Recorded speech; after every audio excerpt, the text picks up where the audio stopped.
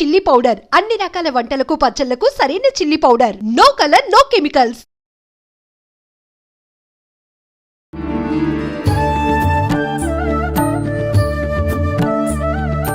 నమస్కారం, welcome to I dream. ధర్మ మార్గం విత్ విజిత కార్యక్రమానికి స్వాగతం. ప్రస్తుతం మనతో పాటు ఉన్నారు ఆధ్యాత్మిక గురువులు, ప్రణవ పీఠాధిపతులు, త్రిభాషా మహా సహస్ర అవధాని డాక్టర్ శ్రీ వద్దిపర్తి పద్మాకర్ గారు. ఇప్పుడు గురువుగారితో మాట్లాడి మరిన్ని విషయాలు తెలుసుకుందాం. మనకున్న సందేహాలన్నింటినీ కూడా నివృత్తి చేసుకునే ప్రయత్నం చేద్దాం. నమస్కారం గురుగారు. గురుగారు, ఈ మధ్య కాలంలో ఎక్కువగా ఆడవాళ్ళు లలితా సహస్రనామ పారాయణం అనేది చేస్తూ ఉన్నారు. అంటే అది ఆలయంలో కూర్చొని చేసినా సరే, ఇళ్లలో అయినా సరే, ఒక నలుగురు అంతా ఒక దగ్గర కూర్చొని పారాయణం అనేది చేయడం ఎక్కువగా చూస్తూ ఉన్నాం. అయితే ముందు నుంచి లలితా సహస్రనామ పారాయణము ఇదంతా కూడా వైశిష్ట్యం ఉన్నప్పటికీ ఏదైనా ఒకరు మొదలు పెట్టారు అంటే దాని గురించి ఇంకెక్కువగా ఇప్పుడే కొత్తగా ఏదో ఉంది అనేటట్టుగా మాట్లాడుకుంటారు. అసలు ఏంటండి లలితా సహస్రనామ పారాయణం చేయవల్ల కలిగే ఫలితాలు ఏంటి? సృష్టౌ యా సర్గరూప జగదవన విధౌ పాలినీ యా చ రౌద్రీ సంహారే చాపి యస్యా జగదిదమఖిలం క్రీడనం యా పరాఖ్య పశ్యంతి మధ్యమాథో తదను భగవతీ వైఖరీ వర్ణరూప సాస్మద్వాచం ప్రసన్నా విధి హరిగిరిశారాధితాలంకరోతు. త్రిమూర్తుల చేత కూడా ఆరాధింపబడి అమ్మవారికి నమస్కారం చేసుకుందాం.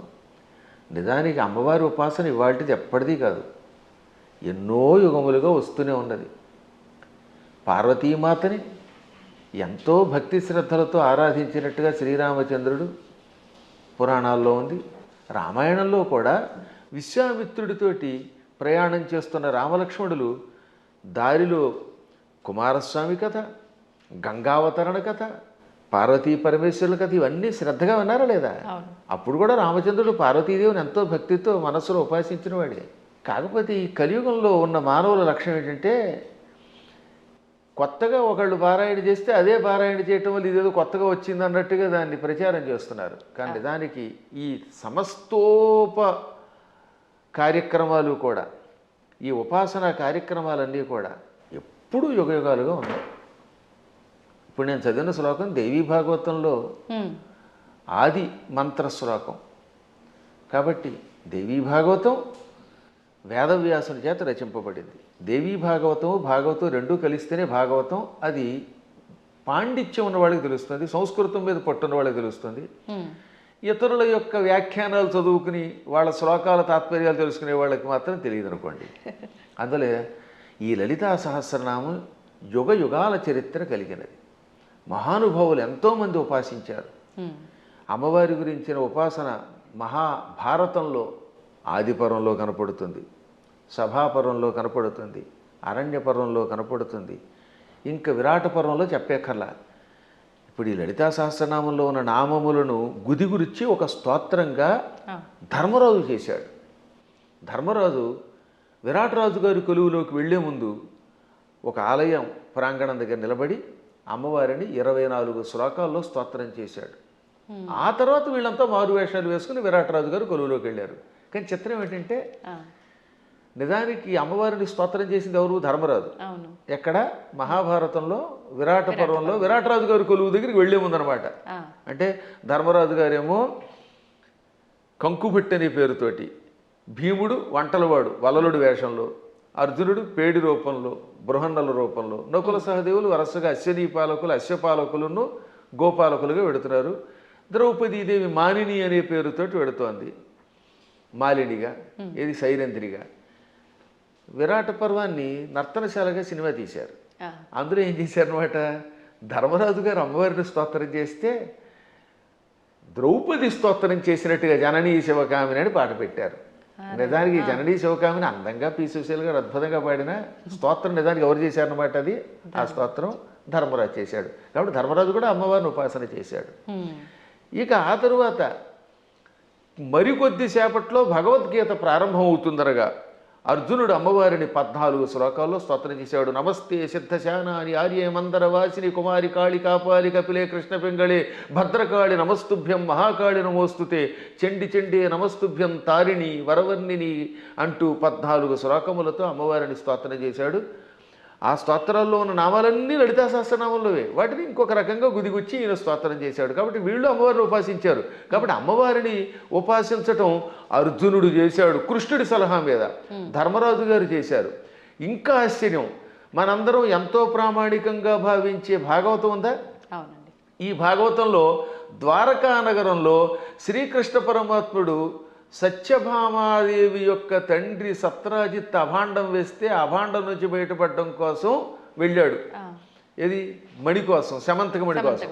ఆయన ఎప్పటికీ రాకపోతే 28 రోజులు రాలేదు ఆయన.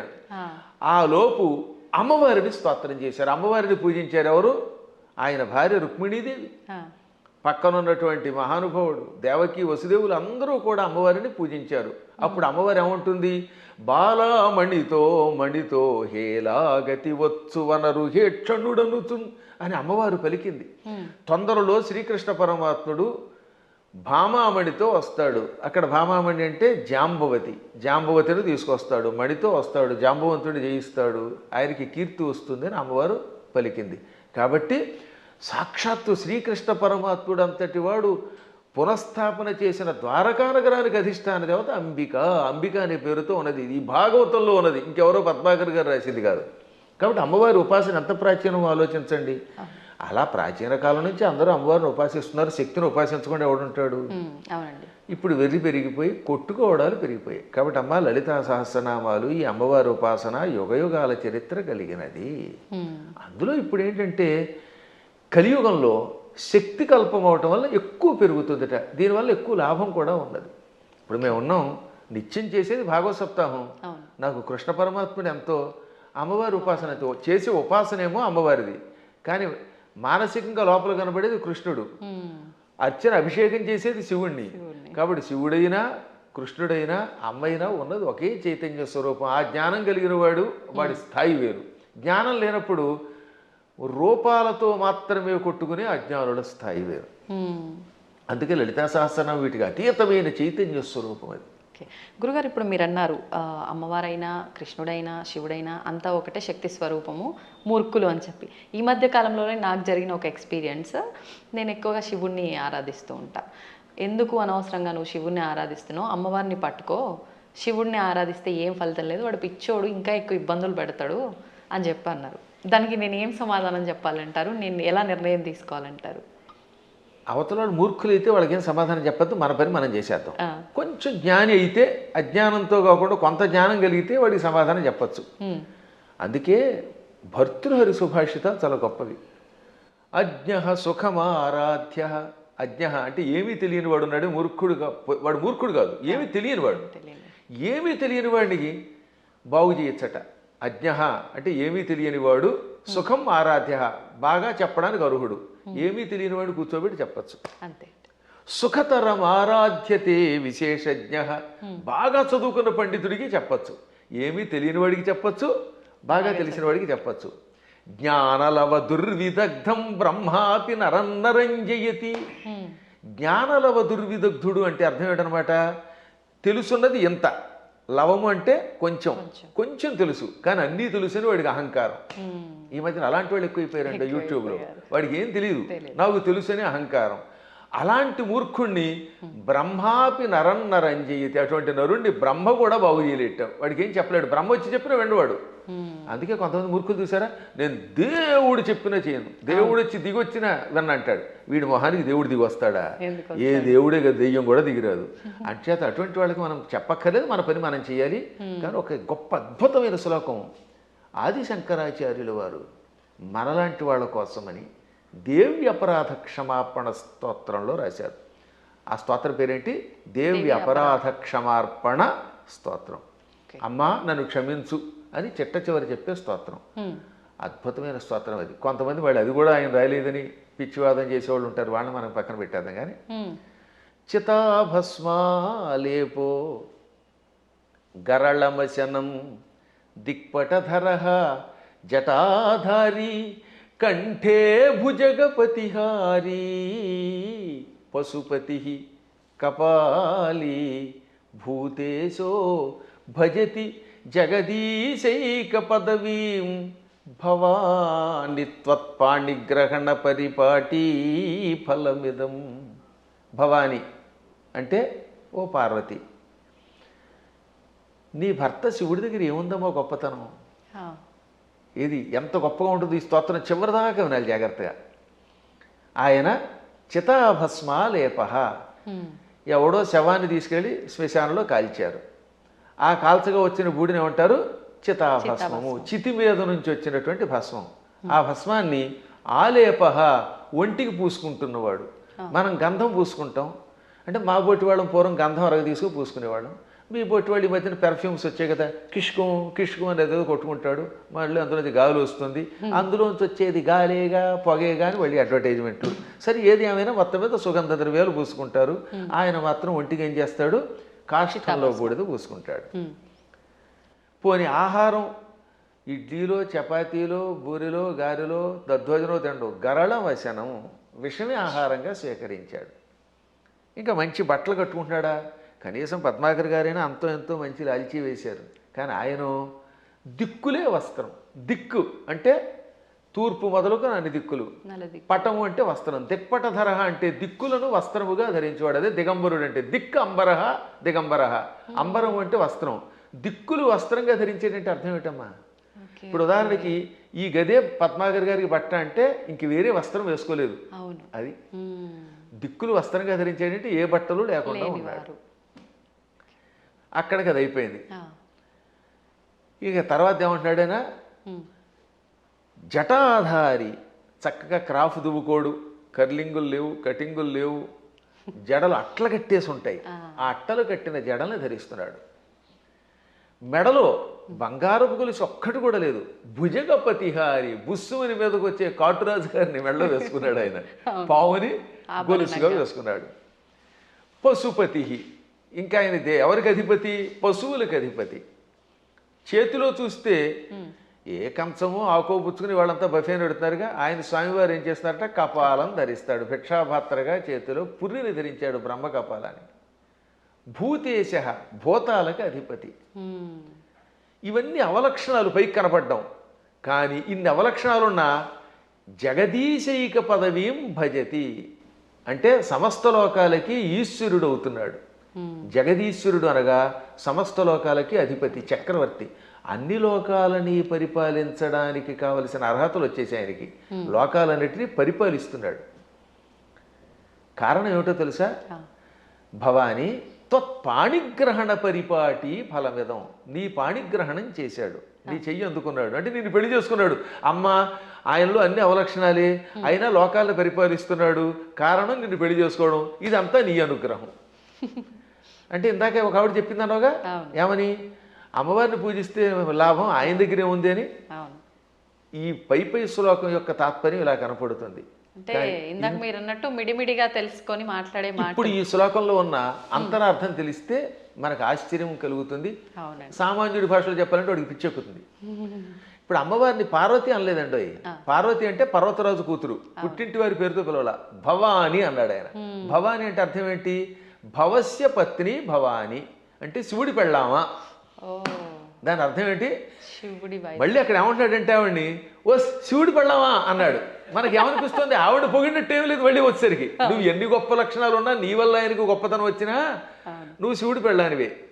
నీ అనేది నీప్ అని ఒకటి ఉంటుంది వ్యాకరణంలో. ఆ నీప్ అనేది కొన్నింటికి చేరితే భార్య అని అర్థం వస్తుంది.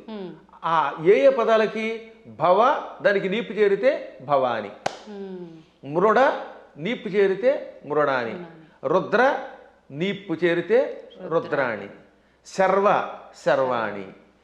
వీటికి భార్య అని అర్థం వస్తుంది. అందులో శివాని లేదు. అందుకే శివాని అనే శబ్దం అసాధు. శివాని అని వాడేస్తారు కానీ శివశబ్దం పక్కన నీపు ఉండదు. భవ, రుద్ర, మృడ, శర్వ ఇది ఆకృతి గణం. వీటికి మాత్రమే చేరితే భవాని, రుద్రాణి, మృడాని, శర్వాణి అవుతాయి. కాబట్టి ఇంత చేసి నువ్వు ఎంత గొప్పదానివైనా, నీ వల్ల ఆయనకి వచ్చినా నువ్వు ఆయన పెళ్ళానివే అని చెప్పడం. ఇంకా పైకి వద్దాం. ఇందాక చెప్పినవి ఈ ప్రపంచంలో ఎవడైనా కాష్టంలో ఉన్న బూడిదను పూసుకుంటాడా? మీకు ఎంతో స్నేహితుడు ఒక ఆయన ఉన్నాడండి, ఎంతో ఇష్టుడు ఒక ఆయన ఉన్నాడు. ఆ గొప్ప వ్యక్తి ఒక ఆయన తాతగారు అంటే చాలా ఇష్టపడతాడు. ఆ తాతగారు పోయారనుకుందాం. ఆ తాత లేకపోతే బతకలేనన్నవాడు ఆ తాతగారి శరీరం కాలిపోయాక ఆ బూడిద పూసుకుంటాడా? అస్సలు ఒక్క శివుడు మాత్రమే తన భక్తులు తనను ఉపాసించాక వాడు నా భక్తుడు, వాడు నాకు ఎంతో ఇష్టుడు అని వాడు చావగానే వాడి శరీరాన్ని శ్మశానంలో కాలిస్తే రారా నాయనా అని వాడి బూడిదని ఒంటికి పూసుకుంటున్నాడు. ఆ బూడిద పూసుకోగానే వాడు శాశ్వతంగా కైలాసానికి వెడుతున్నాడు. అంటే ఆ భక్తుడి మీద ఆయనకి ఎంత ఇష్టం. ఈ ప్రపంచంలో ఇంత ప్రేమగా చూసే దేవుడు ఇంకెవడన్నా ఉన్నాడా? ఒకసారి ఆలోచించండి. భక్తుడి యొక్క కాష్టంలో బూడిదని ఒంటి మీద గంధంలా పూసుకునే ఏకైక కరుణామూర్తి శివుడే.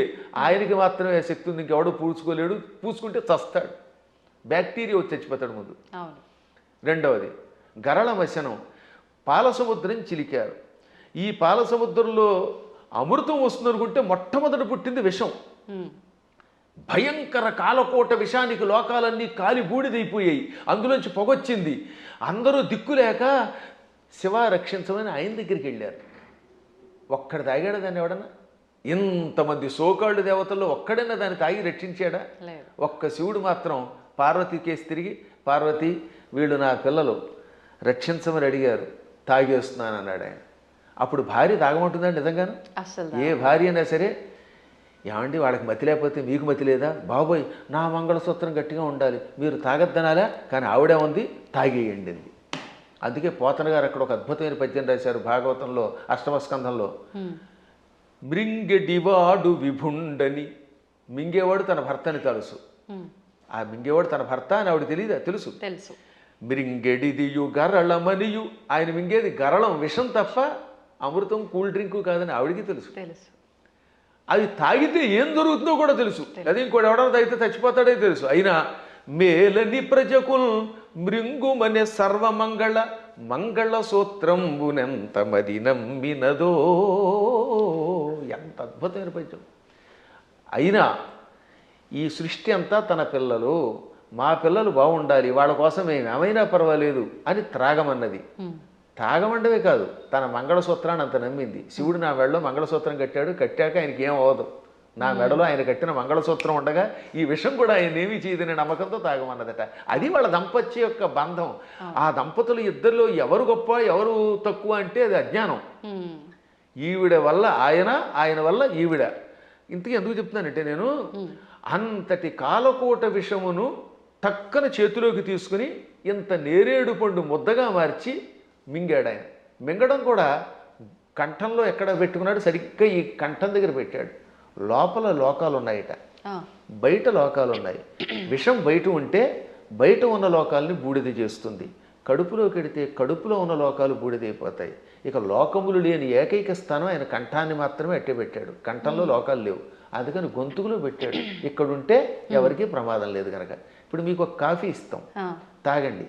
తాగి నాలుక మీద కానీ కడుపులోకి కానీ పంపకుండా గొంతుకులో అట్టే పెట్టగలరా?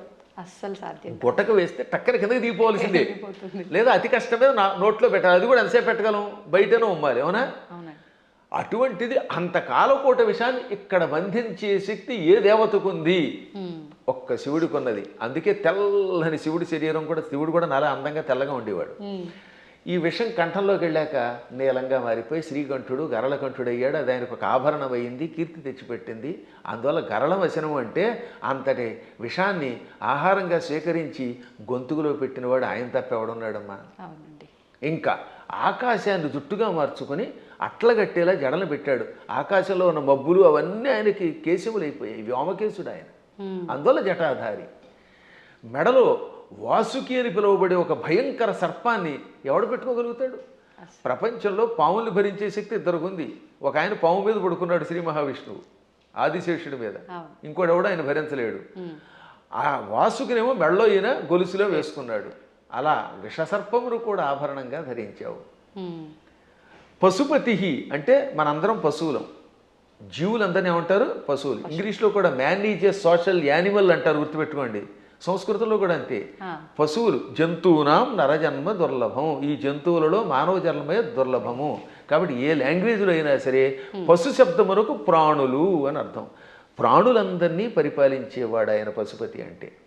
ఇంకా కపాలి, బ్రహ్మ కపాలాన్ని చేత్తో పట్టుకుని బ్రహ్మ యొక్క అహంకారాన్ని నడిచి యావజ్జీవితం చేతిలో పెట్టుకుని అందులో భోజనం పెట్టేవాడు ఎవడు అంటే కపాలి. అంటే ఇన్ని సంపదలున్నా అష్టసిద్ధులున్నా పార్వతి భార్య అయినా భిక్షాపాత్రని చేత ధరించి ఎవడైనా చివరికి భిక్షుకుడే. ఈ ప్రపంచంలో నేను భిక్షుకుడే, నువ్వు భిక్షుకుడివే, ఒకళ్ళొకళ్ళు యాచించుకోవాలి అని చెబుతున్న మహానుభావుడైన ఒక్కడే.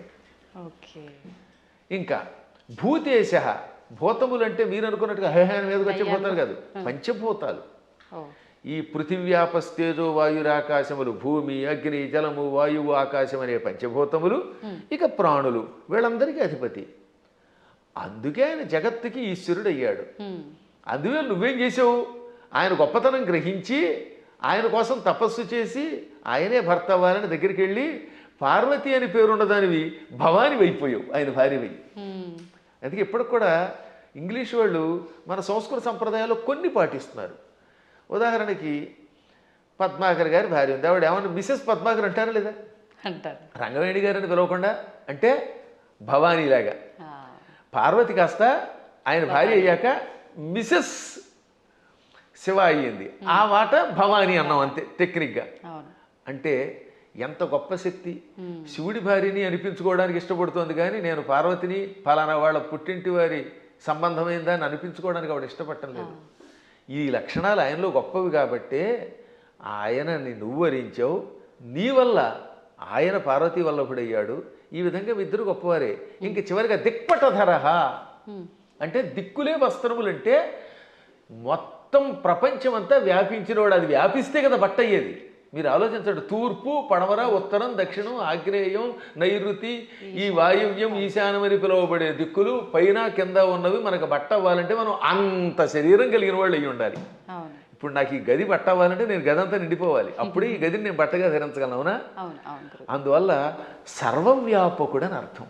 అటువంటి వాళ్ళ యొక్క గొప్పతనాన్ని గ్రహించలేక శివుడిని పూజిస్తే కష్టం వస్తాయి, పార్వతిని పూజించని, లేక పార్వతిని పూజించకు శివుడిని పూజించని, లేక ఈ ఇద్దరిని పూజించి విష్ణువుని పూజించగని, విష్ణువుని పూజించి వీళ్ళని పూజించకు అన్నాడంటే వాడు అజ్ఞాని, ఏ విధమైన ఉపాసనా బలం లేనివాడు.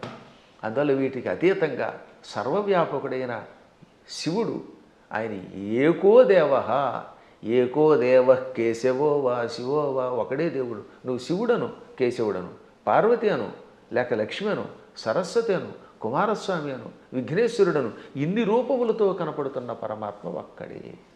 గురుగారు, అంటే మాలాంటి జ్ఞానం లేని వాళ్ళము ఇలాంటి పిచ్చి ప్రశ్నలు వేయటంలో అర్థం ఉంది, వాదించడంలో అర్థం ఉంది. కానీ ఎంతో జ్ఞానం ఉండి నలుగురికి చెప్పే స్థాయిలో ఉన్నవాళ్ళు కూడా కొంతమంది శివకేశవుల ఇద్దరు భేదం చూపించి మేము శైవులము, మేము వైష్ణులము ఇలా మాట్లాడుతూ ఉంటారు కదా, మరి దాని గురించి ఏమంటారండి? అక్కడే అసలు వాళ్ళ జ్ఞానులు అనకూడదు, వాళ్ళు భక్తులు అంతే, మూఢభక్తులు. వాళ్ళు భక్తులే. మూఢభక్తి ఏం చేస్తుందో తెలుసా? ఆ రూపాన్ని తప్ప ఇంకోటి ఇష్టపడకుండా చేస్తుంది. మూఢభక్తి వల్ల కూడా ఎప్పుడో ఒకప్పుడు పరమాత్మ దగ్గరికి కడతారు అనుకోండి, అందులో సందేహం లేదు. జ్ఞానభక్తి కలిగిన వాడు అలా ఎందుకంటాడు? జ్ఞానంతో ఉన్నవాడు వాడు ఏ రూపం చూస్తే ఆ రూపంలోనే ఇంకోటి వస్తాడు. మహానుభావులైన ఋషుల్ని నేను చూశాను కదా, వశిష్ఠుడు ఉన్నాడు, రాముడిలో శివుని చూడగలిగాడు, శివుడిలో రాముడిని చూడగలిగాడు. కైలాసాల్లో వైకుంఠం చూడగలిగాడు, వైకుంఠంలో కైలాసాన్ని చూడగలిగాడు. అమ్మవారి దగ్గరికి వెళ్ళారు. దుర్వాసుడు అన్ని లోకాలకి వెళ్ళాడు, విశ్వామిత్రుడు అలా అన్నీ చూడగలిగాడు. వాళ్ళు జ్ఞానులు. ఇంకా మూఢభక్తులు అంటే ఏమిటనమాట? నేను ఆ రూపమును తప్ప ఇంక దేన్ని చూడండి అంటాడు ఆయన. ఆ ఆశ్చర్యం ఏమిటంటే తులసీదాసు గారు తన ఆత్మచరిత్ర రాసుకున్నాడు. ఆయన బృందావనం వచ్చాడు. అక్కడ కృష్ణుడు కనపడగానే కళ్ళు మూసుకున్నట్ట. ఏమి నాయన నన్ను చూడగానే కళ్ళు మూసుకున్నావు, నన్ను ఎందుకు చూడటం లేదంటే నేను రామభక్తుడిని, రాముడి తప్ప ఆవిడ చూడన్నాడు. అప్పుడు ఆ కృష్ణుడు ఏమన్నాడు? రాముడైనా కృష్ణుడైనా నేనే కదా, నువ్వు భాగవతం చదివిన వాడివి, నేను ఎన్నో అవతారాలు ఎత్తానని నీకు తెలుసు కదా అంటే అన్నీ నాకు అనవసరం, నువ్వే అన్ని రూపాలు, నువ్వే మత్స్యకూర్మాది సమస్త అవతారాలు ధరించావు, అయినా నేను రాముడి తప్ప చూడను, నాకు ఆ కోదండం పుచ్చుకుని ఏకపత్నిరతుడిగా ఉన్న రాముడే కావాలి, కృష్ణుడు వద్దన్నాడు. అప్పుడు ఆయన నవ్వి రాముడిగా, ఇది కృష్ణ విగ్రహంలో ఉన్న స్వామివారు రాముడిగా దర్శనమిచ్చాక అప్పుడు నమస్కరించాడు. అప్పుడు ఆయన కనువిప్పి కలగజేసి, పిచ్చివాడా, పువ్వులు వేరైనా ఏ పువ్వుతో చేసినా పూజ ఒకటే కదా, అంతే అండి. ఎదురుగుండా నువ్వు ఒక విగ్రహం పెట్టుకున్నావు, ఒక్కోసారి గన్నేరు పువ్వులు, ఒక్కోసారి మందార పుష్పాలు, మరోసారి ఏమో సంపంగులు ఇలా దొరుకుతాయి. ఏ పుష్పంతో పూజ చేసినా పూజ ఒకటే, పువ్వులు వేరైనా పూజ ఒకటే. అలాగే మూర్తులు వేరైనా అందులో ఉన్న చైతన్యం ఒకటే. ఈ మాత్రం జ్ఞానం లేకపోతే నీకు ఎప్పటికీ మోక్షం వస్తుందనగా అప్పుడు పశ్చాత్తాపంతో ఆయన రాముడైనా కృష్ణుడైనా ఒకటే అని హిందీలో ఒక స్తోత్రం రాశాడు. దాన్ని తెలుగులోకి అనువాదం చేసి శ్రీకృష్ణాంజనేయ యుద్ధం అని ఒక సినిమా ఉందిరండి. అందులో చాలా అద్భుతంగా రాశారు. ఘంటసాల వారు చాలా బాగా పాడారు. చిట్ట చివరిలో ఆంజనేయుడు జ్ఞానోదయం పొందినట్టుగా ఆ పాట పెట్టారు. పూలు వేరైనా పూజ ఒకటని నేటికి తెలిసెను ఓ దేవా, రాముడవైనా కృష్ణుడవైనా ఆదిదేవుడవు నీవేనయ్యా, రాముడవైనా కృష్ణుడవైనా ఆదిదేవుడవు నీవేనయ్యా. హరే రామ హరే కృష్ణ హరే రామ హరే కృష్ణ హరే రామ హరే కృష్ణ. అందుకని మన వాళ్ళు హరే రామ హరే కృష్ణ అన్నారు. పరమాత్ముడు ఒకటే. కానీ మూఢత్వం ఉన్నంత వరకు, పూర్వజన్మ యోగం ఒకటి ఉన్నంత వరకు చచ్చిన ఈ సత్యాన్ని వాడు అంగీకరించలేదు. కర్మ. ఏ నదుల్లో కూడా రండి, అదే గంగాజలం, గంగ ఓ చోట, ఇంకో చోట కృష్ణ, ఓ చోట గోదావరి, మొత్తం మీద నీరే. కొంచెం భేదాలు ఉంటాయి. ఎందుకనంటే ఆ ప్రాంతాన్ని బట్టి, మూలికలు బట్టి. గంగ గంగే, ఇంకో దక్షిణ గంగ గంగే. కానీ వీటిలో ఎన్ని కొలుస్తున్నాయి? మనం కూడా అలాగే మూర్తులలో ఉన్నప్పుడు ఆ భేదాలను బట్టి ఒక్కొక్క రూపంలో ఒక్కొక్క పని చేస్తాడు. కానీ చిట్ట చివరికి వచ్చేసరికి అన్నీ ఒకటే. కృష్ణుడు చెప్పాడా లేదా? చిట్ట చివరికి నేనే అన్నాడు ఆయన. భగవద్గీతలో విభూతి యోగంలో ఎవరెవరిలో ఏ విభూతి ఉందో అది నేనని చెప్పాడు ఆయన. యద్యద్విభూతివత్సర్వం తత్తదూర్జితమేవవా. ఎవరెవరిలో ఏ శక్తులున్నాయో నావే అని చెప్పడానికి వరుసగా చెప్పుకొచ్చాడు అనమాట. మృగాణాంచ మృగేంద్రోహం, జంతువులలో సింహాన్ని నేను, మృగాలలో సింహాన్ని నేను. వైనతేయశ్చ పక్షిణాం, పక్షులలో గరుత్మంతుణ్ణి నేను. ప్రహ్లాదశ్చాపి దైత్యానాం, రాక్షసులలో ప్రహ్లాదుణ్ణి నేను. అలా కవులలో ఉసినసుణ్ణి అంటే శుక్రాచార్యుణ్ణి నేను. బుద్ధిమంతులలో బృహస్పతిని నేను. చివరికి బృహస్పతి శుక్రుడు కూడా ఆయనే. అలాగే శంకరశ్చాపి రుద్రాణం, ఏకాదశి రుద్రుల్లో శంకరుణ్ణి నేను. అర్థమైందా? చివరికి శివుడు కూడా నేనే. ఆ విధంగా సమస్తం నేనే. కాబట్టి ఆయన కానిదంటూ ఏమీ లేదు. గురుగారు, భగవంతుడు ఇప్పుడు ఇన్ని రూపాల్లో ఉన్నాడు. శివుడైనా విష్ణువైనా భేదమే లేదు. కానీ విష్ణుమూర్తి అవతారాలలోనే, కొన్ని అవతారాలలో, దశావతారాలలో రాముడు కృష్ణుడు కూడా ఆయన అవతారమే. కానీ వాళ్ళు దేవుళ్ళు కాదు, మానవులు. వాళ్ళు దేవుళ్ళు అనకూడదు, ధర్మానికి ప్రతిరూపాలుగా మనం భావించాలి అని అంటూ ఉంటారు. దాన్ని ఎలా తీసుకోవచ్చు అంటారు? ఇది ఒక పెద్ద సమస్య అని చెప్పాను కదా. ఈ పెద్ద ఎవడికి వాడు మేధావి అయిపోవడం వల్ల వచ్చిన పని. భగవంతుడు శ్రీ మహావిష్ణువు 22 అవతారాలు ఎత్తాడు. ఎన్ని? 22. ఈ 22లో 21 అవతారాలు అంశ అవతారాలు అంటారు. ఒక్క అవతారం పరిపూర్ణ అవతారం. సనక సనందనాదులు, వృషభావతారము, కపిలావతారము, పరశురామావతారము, వేదవ్యాసావతారము, ఇవన్నీ అంశ అవతారాలు. వాటిలో ఈ మత్స్యావతారం, కూర్మావతారం, వరాహావతారం, నరసింహావతారం, రామావతారం, ఇది పరశురామావతారం, ఇవన్నీ కూడా. ఒక్క కృష్ణుడు మాత్రం సంపూర్ణ అవతారం. కాబట్టి అందరూ అనుకున్నట్టుగా 10 కాదు అవతారాలు. భాగవతంలో ప్రారంభంలోనే ఉంటుంది, ప్రథమ స్కంధంలో 22 అవతారాలు చెబుతూ అందులో 21 అవతారాల్ని ఏతే చాంస కళా పుంస ఏతే చ అంశ కళా పుంస కృష్ణస్తు భగవాన్ స్వయం. 21 అవతారాలు అంశావతారాలు, అంశ కళలు. ఒక్క కృష్ణుడు మాత్రం పరిపూర్ణ అవతారం. అందుకే కృష్ణస్తు భగవాన్ స్వయం. ఒక్క రామావతారంలో నేను మానవుణ్ణి అని ఆయన అనకపోతే రావణుడిని చంపలేడు. ఎందుకని మానవుడి చేతిలో వాడు చస్తాడు కనుక. అందుకని ఆయనకి తెలియదు లోపల. ఆయన పరమాత్మని ఆయనకి తెలియకపోతే ఇన్ని పనులు ఎలా చేసాడండి? ఎంతమందికి శాప విముక్తి కలగజేశాడు, ఎంతమందిని వైకుంఠానికి పంపించగలిగాడు. కానీ పైకి చెప్పకూడదు. అందువల్ల పరమాత్మ నటించాలి లోపల. అందుకని మర్యాద పురుషోత్తముడుగా ఆత్మానం మానుషం మన్యే రామం దశరథాత్మజం. దేవతలంతా చిట్ట చివర వచ్చి, ఏది రావణవధ అయిపోయాక, నువ్వు విష్ణువు అంటే మీరు ఏదో విష్ణువు అంటున్నారు, అదేని పొగుడుతున్నారు, నాకు తెలియట్లేదు. నేను మాత్రమే అనుకుంటున్నాను, నన్ను నేను మానవుడు అనుకుంటున్నాను. ఆత్మానం అంటే నన్ను మానుషం మన్యే, మనిషిగా భావిస్తున్నాను. మన్యే అంటే భావిస్తున్నాను, అనుకుంటున్నాను. పైగా ఎవరట? రామం దశరథాత్మజం, దశరథుడు కొడుకేని రాముడు అనుకుంటున్నాను. మీరు ఎవరో అంటున్నారంటే అప్పుడు శివుడు వచ్చామన్నాడు. అక్కడ భలే చెప్తాడండి వాల్మీకి. షడర్థ నయన శ్రీమాన్ అన్నారు శివుణ్ణి. ఏమన్నారు? షడర్థ నయన. అసలు ఇటువంటి పదాలు వాల్మీకి తప్ప ఎవరు రాయలేరు, కవులు కాబట్టి బాగా రాస్తారు. నయన అంటే కళ్ళు కలిగినవాడు. షట్ అంటే అన్ని 6, అందులో అర్ధ అంటే అంత సగం. షడర్థనైన అంటే 6లో సగం 3 కళ్ళు కలిగిన బట్ట త్రినేత్రుడ. ఎంత త్రినేత్రుడు అనడానికి ఎంత చమత్కారం చేయాలి, బలి పెడతాడు కదా. అదే కవుల యొక్క చమత్కారం. అందువల్ల కవుల చమత్కారం తెలియక రామాయణం అర్థం కాక ఏదో పిచ్చివాగుడు అవుతారు. కానీ షడర్థనైన అండంలో అర్థం ఏంటో తెలుసా? 6ని 3గా చేశాడు, 6 శత్రువుల్ని 3గా చేశాడు. ఆ 3ంటిని సూర్యచంద్రులు అగ్నిగా మార్చి కళ్ళుగా పెట్టుకున్నాడు. వీటిల్లో సూర్యుడు స్వయం ప్రకాశకుడు, చంద్రుడు సూర్యుడు యొక్క కాంతి సేకరించి చల్లదనం ఇస్తాడు. ఈ 3 ఆయన దేన్నైనా భస్మం చేస్తాడు. అంటే కామక్రోధ లోభమోహ మదమాత్సర్యాలనే శత్రువుల్ని 3 ముద్దలు చేసి ఈ 3 ముద్దల్ని కూడా ప్రజలకి త్రిగుణముల రూపంలో ఇచ్చి త్రిగుణములతో కూడిన ప్రజల్ని త్రిగుణాతీతుల్ని చెయ్యగలిగే శ్రీమాన్ సంపదలు కలిగిన వాడు శివుడు. అసలు శివుడి యొక్క వైభవాన్ని, దాని గురించి ఇప్పుడు మీకు ధర్మ సందేహాల్లో కాబట్టి క్లుప్తంగా చెబుతున్నాను. కానీ దీనికి ఎంతో వ్యాఖ్య చేయొచ్చు. అటువంటి శివుడు, నాయన నువ్వు సాక్షాత్తు విష్ణువువి, దేవతలంతా ప్రార్థించటం వల్ల రాముడిగా అవతరించి దుష్ట శిక్షణ శిష్టరక్షణ చేసావు తప్ప సామాన్యుడు కాదు అని చెబితే దశరథుడు మళ్ళీ వచ్చి ఆయన్ని స్తుతించాడు, బ్రహ్మాదులు స్తుతించారు. అప్పుడు అర్థం అవట్లేదా ఆయన సాక్షాత్తు స్వామిని?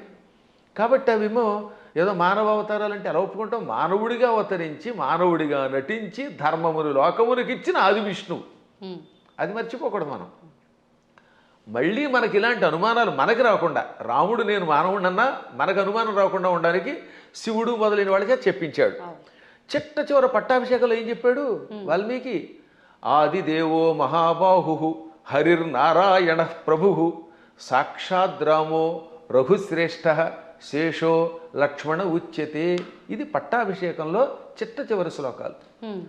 ఆదిదేవుడు, మహావీరుడు, సాక్షాత్తు విష్ణువు, ఆయనే రాముడిగా పుట్టుకొచ్చాడు. ఆయన విశేషణాలు: ఆదిదేవ, మహాబాహు, సాక్షాత్ నారాయణ ప్రభు, రామ రఘుశ్రేష్ఠ. ఎన్ని విశేషణాలు చూడండి. మళ్ళీ ఆ శ్లోకాలు 1-2 సార్లు వినాలి. ఆదిదేవో మహాబాహురు హరిరి నారాయణ ప్రభు సాక్షాత్ రామ రఘుశ్రేష్ఠ. ఆదిదేవుడు, మహాబాహుడు అంటే పరాక్రమవంతుడు, హరి నారాయణుడు, సమస్త లోకాలకి ప్రభువు, ఆయనే సాక్షాత్తు రాముడు. శేష లక్ష్మణ ఉచ్యతే, ఆదిశేషుడే లక్ష్మణుడు అని పిలువబడ్డాడు. కాబట్టి ఇంకెక్కడ స్పష్టమైపోయిందా? అయినా సరే రాముడు కాదు ఉట్టి మనిషి అంటాడు అనుకోండి, అది వాడి కర్మ. గడ్డి పరకలు తినేవాళ్ళు అలాంటి మాటలు మాట్లాడతారు, అజ్ఞానంతో మాట్లాడేవాళ్ళు అలా మాట్లాడతారు. కానీ మనకి తెలుసు, అందుకే రామనామాన్ని ఇప్పటికి కూడా మనం స్మరించి గుడి కట్టి పూజిస్తున్నాం. అందువల్ల ఆయన ఏం చేశాడు, ఎలా చేశాడో తెలుసుకోవాలి, రాముడిలాగా నడుచుకోవడానికి ప్రయత్నించాలి. ఇంకా కృష్ణుడు చెప్పడమే ప్రారంభంలోనే విశ్వరూపంతో పుట్టుకొచ్చాడు. అసలు పుట్టడమే విశ్వరూపం. ఆ తర్వాత వెళ్ళి చిన్నపిల్లవాడు ఎన్నో లీలలు, అణువణువునా లీలలే. ఎన్ని చూపించాడో లీలలు లెక్కలేదు. ఒకసారి ఏమో మామూలుగా నేను చిన్నపిల్లాడిని అంటాడు, నాకు పెద్దవాళ్ళు మీరు దండం పెట్టడం ఏమిటంటాడు అని వెంటనే గోవర్ధన పర్వతం ఎత్తుతాడు. ఏది అక్రూరుడు వచ్చాడులేండి. అక్రూరుడు రాగానే, అక్రూరా నేను 8 ఏళ్ల బాలుణ్ణి, నువ్వేమో 40 ఏళ్ల వాడివి, నువ్వు పెద్దవాడివి, నాకు నమస్కారం చేయటం ఏమిటి అనగానే కాసేపు ఆయన భ్రమలో పడ్డాడు. వెంటనే వెళ్ళి యమునా నదిలో తన విశ్వరూపం చూపించాడు. వెంటనే తాను మరిచిపోయి స్తోత్రం చేసి, నేను పెద్దాడిని ఏంటి, నువ్వు పిల్లవాడు ఏమిటి, సమస్త లోకాలకి నువ్వే తండ్రి బాబోయ్ అన్నాడు ఆయన. ఇన్ని లీలలు చూపించిన పరమాత్ముడు. ఇటువంటి వాళ్ళు మనుషులు అంటే ఆ అన్నవాళ్ళ యొక్క విచక్షణ వదిలేయాలి తప్ప ఇంక మనం ఏం అనలేమంతే. గురుగారు, అంటే ఇది అంటే మూర్ఖంగా ఉంటుందేమో ప్రశ్న, కానీ మీరు ఇప్పుడు చెప్పిన దాంట్లోంచి నాకు అనిపించింది, అంటే ఆయన భగవంతుడే మానవుడిగా ఉండి మానవుడిగా నటించి ఆయన చేయాల్సిన కార్యం చెయ్యాలి అని చెప్పి, అంటే ఒక రకంగా ఇక్కడ వాళ్ళ అసలుని దాచేసి ఇంకో రూపంలో వచ్చి కార్యాన్ని నిర్వర్తించాలి అక్కడ. అంటే మోసం చేసినట్టేనేమో, అంటే మన మానవుల భాషలో భగవంతుడే మోసం చేశాడు, మరి నేనెందుకు చేయకూడదు, నేను మోసం చేస్తే తప్పంటారు, ఇది అధర్మం అంటారు అనొచ్చు కదండి, దానికి ఏం చెప్తారు? ఇప్పుడు మీరు మోసం చేశారు అనుకుందాం, కాసేపు ఎవరిదో బ్యాంక్ అకౌంట్లో హ్యాక్ చేసి డబ్బులు లాగేశారు, అందుకే ఈ మధ్య నా అకౌంట్లో ఎవరికి ఇవ్వట్లేదులేండి. ఇప్పుడు ఇచ్చిన డబ్బుని మళ్ళీ మీరు రెట్టింపు ఇవ్వగలరా? కానీ శ్రీకృష్ణ పరమాత్ముడు కాసేపు మానవుళ్ళ నటించి కాసేపు మాయ చేశాడు, ఆ తర్వాత వాళ్ళని తీసుకెళ్ళి రక్షించాడు లేదా? వాళ్ళ గురువు గారిని కాసేపు నేను సామాన్య బాలుణ్ణి అన్నట్టుగా నటింపజేసి కాసేపు మాయపుచ్చాడు, వాళ్ళ అబ్బాయిని బతికించాడు లేదా? అలాగే గోపాలకులంతా ఉన్నారు అక్కడ, వాళ్ళందరి దగ్గర కాసేపు చిన్నపిల్లాడిలాగా మాయపుచ్చాడు. కానీ కష్టం రాగానే ఇంద్రయాగం ఆపేసిన వెంటనే ఇంద్రుడు వర్షం కురిపించాడు హోరాత్రులు, అవునా? ఆ సమయంలో గోవర్ధన పర్వతాన్ని కుడి చేత్తో పైకెత్తి వాళ్ళని రక్షించాడు లేదా? చిటికిన వేలుతో ఎత్తలేదు, చిటికిన వేలు, ఇంకేదో బొటన వేలు, వాడి మొహం, ఇలాంటివన్నీ ఎవడికి తోచింది వాడు చెప్తాడు. కరేణైకేన అన్నారు, అంటే ఒక చేత్తో, అది కూడా దక్షిణ హస్తేన, 2 సార్లు వ్యాసుడు రాశాడు. తెలుగులో కూడా గోవర్ధన గిరి ఎత్తెన్ చక్క నొక్క కేలన్ లేలన్ అని పోతన గారు అనువాదం చేశాడు. మళ్ళీ అది ఏ చెయ్యో మనకి తెలియదు కదా, అందుకని తర్వాత పద్యంలో వలకేలదాల్చి అంటే కుడి చేత్తో ఎత్తి విపుల ఛత్రంబు కాబట్టి అన్నాడు, చేత్తో ఎత్తాడు ఆయన. పర్వతాన్ని 7 రోజులు ఎవరెత్తగలరు? అప్పుడు వాళ్ళకి అర్థమైందా లేదా? కాబట్టి పరమాత్ముడు ఎప్పుడు నేను పరమాత్ముడిని భూలోకంలో ఉన్నప్పుడు చూపిస్తే తన లీలలు, అప్పుడు అవతల వాళ్ళు ఈయంతో సన్నిహితంగా మెలగలేరు. ఇప్పుడు మీ పై ఆఫీసర్ ఎప్పుడు స్ట్రిక్ట్గా నేను ఆఫీసర్ అని కూర్చుంటే మీరు ఏం ఉద్యోగం చేస్తారు? ఈ దిక్కుమాలాడు శాడిస్ట్ దొరికాడు అంటారా లేదా? అంటారండి. ఏడిపించేస్తే మీకు స్వేచ్ఛ ఇవ్వాలి. అందువల్ల ఆఫీసర్, బహుశా మీదైనా ఆఫీస్ అనుకుంటున్నాను, నాకు తెలియదు అది. ఒకవేళ ఇతరుల దగ్గర ఉద్యోగం చేస్తే ఆ ఉద్యోగం చేసినంతసేపు అవతల వాడు ప్రేమగా చూడాలి. ఇప్పుడు నా దగ్గర చాలామంది పనిచేస్తున్నారు, అర్చకులు పనిచేస్తున్నారు. నాతో పాటు మీరు చూశారు కదా, నాతో పాటు ఓ సహాయకుడు వస్తాడు రాజు. మా అర్చకులు సాయి మనోజ్ కానీ లేకపోతే పవన్ శర్మ కానీ, వీళ్ళు నన్ను ప్రేమగా తండ్రిలా భావించి కూడా ఉంటున్నారు కాబట్టి ఇంత హాయిగా ఉంటున్నారు. వాళ్ళు ఎందుకు ఖర్చు పెట్టారు, ఎలా చేశారు నేను అడగను, అప్పుడు వాళ్ళు ఇంకా నిజాయితీగా ఉంటారు. అవునండి. ఇంట్లో వంటకి మాకు చిన్నప్పుడు ఒక ఆయన ఉండేవాడు, ఒక హౌస్లో ఉండేవాళ్ళండి. ఆయన కోటీశ్వరుడు, బంగారపు అధిపతి. వంట ఆవిడకి వేరుశనగ గుళ్ళు ఇచ్చి ఎన్ని గుళ్ళు ఖర్చు పెట్టేమని వాడు ఆయన.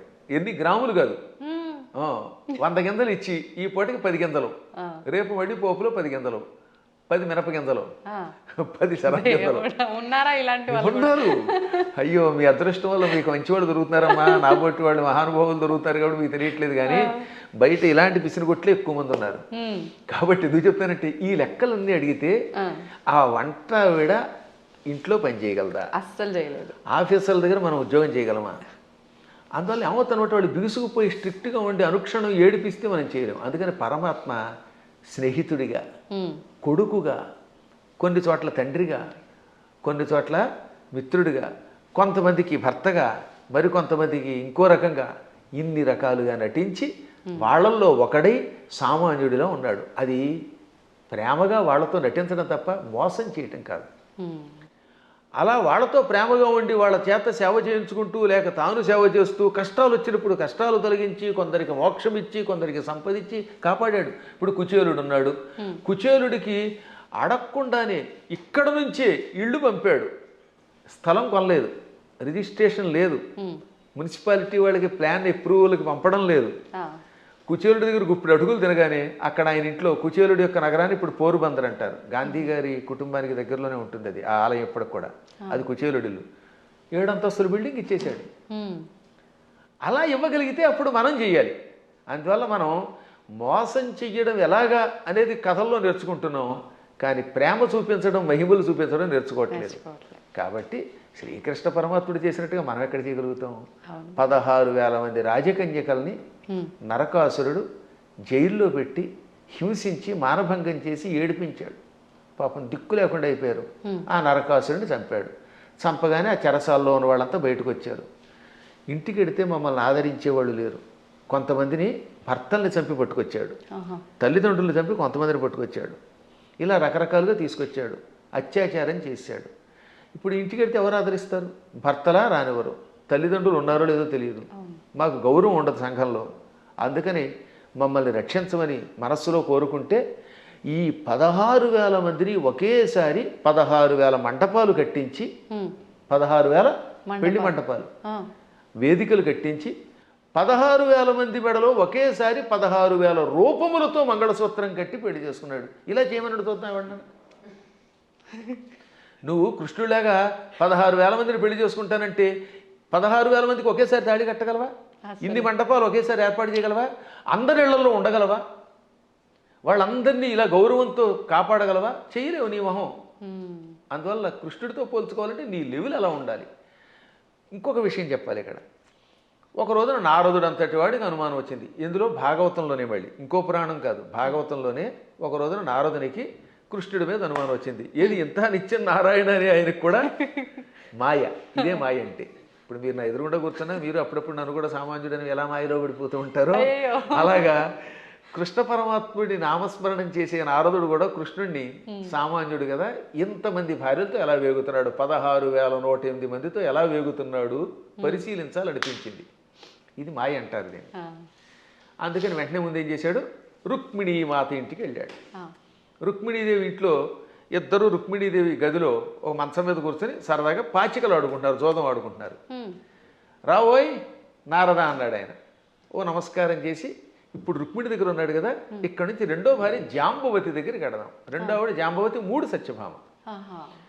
ఎందుకని శమంతకమణిని తీసుకురావడానికి వెళ్ళింది ముందు జాంబవతి దగ్గరికి, జాంబవతిని పెళ్లి చేసుకుని వచ్చాక ఆ తర్వాత సత్రాజిత్తుకి మణిస్తే 3వ భార్య సత్యభామ అయ్యింది. ఇప్పుడు ఏం చేశాడు, రెండో భార్య దగ్గరికి వెళ్ళాడు. అక్కడ కృష్ణుడు కనపడలేదు, జాంబవతి కనపడింది. అమ్మా జాంబవతి, ఈ కృష్ణుడు ఉన్నాడే ఆ రుక్మిణి దగ్గర అనేదో చెప్పబోతూ ఉంటే, ఏమిటి మహర్షి చెబుతున్నారు ఆవిడికి అని ఆవిడ పక్క నుంచి వచ్చేసాడు ఈయన. మా ఆయన ఇప్పటిదాకా నా పక్కనే ఉన్నాడు, నాకు జడేస్తున్నాడు, నువ్వేదో రుక్మిణి అంటున్నావు ఏమిటంది. అబ్బాయి లేదమ్మా, రుక్మిణి దగ్గరికి వెళ్లకుండా నీ దగ్గరికి వచ్చాడని చెప్పబోతున్నానని మాట మార్చి ఇక్కడి నుంచి సత్యభామ దగ్గరికి వెళ్ళాడు. అమ్మా సత్యభామ, నీకెన్ని కష్టాలు వచ్చాయి అనబోతూ ఉండగా, సత్యభామ ఏం కష్టాలు వచ్చాయి, మా ఆయన నాకు వంట చేసి పెడుతున్నాడు అంది. ఆ లోపల వంట చేసి పెడుతున్నాడు. ఇలా ఈయన రుక్మిణి, జాంబవతి, సత్యభామ, కాళింది, నాగ్నజితి, లక్షణ, సుదంత, భద్ర, ఈ 8 మంది పట్టమహిషులు, ఇంకా మిగిలిన 16,100 మంది, ఈ 8తో కలిసి 16,108. అందరి పేర్లు చెప్తాను, ఓ ఏడాది పడుతుంది మరి మీకు రాసుకోగలనండి వరసగా.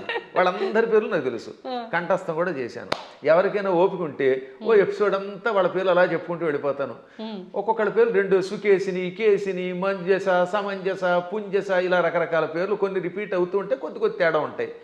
ఎంతమంది ఇళ్లల్లోనూ ఈయన ఈ నారదుడు వెళ్ళడం, ఒక ఇంట్లో పాలు పితుకుతూ, ఓ చోట పాయసం చేస్తూ, ఓ చోట కాళ్ళు ఒత్తుతూ, ఓ చోట ఏమో ఇంకోటి చేస్తూ, ఓ చోట ఏమో ఇల్లు తుడుస్తూ, ఓ చోట సరదాగా ఆవిడతో పాచికలు ఆడుతూ, ఓ చోట ఏమో ఇంకో బంతి ఆడుతూ, అన్ని చోట్ల కనబడ్డాడు. పిచ్చెక్కిపోయింది నారదునికి. అంతే కదా మరి.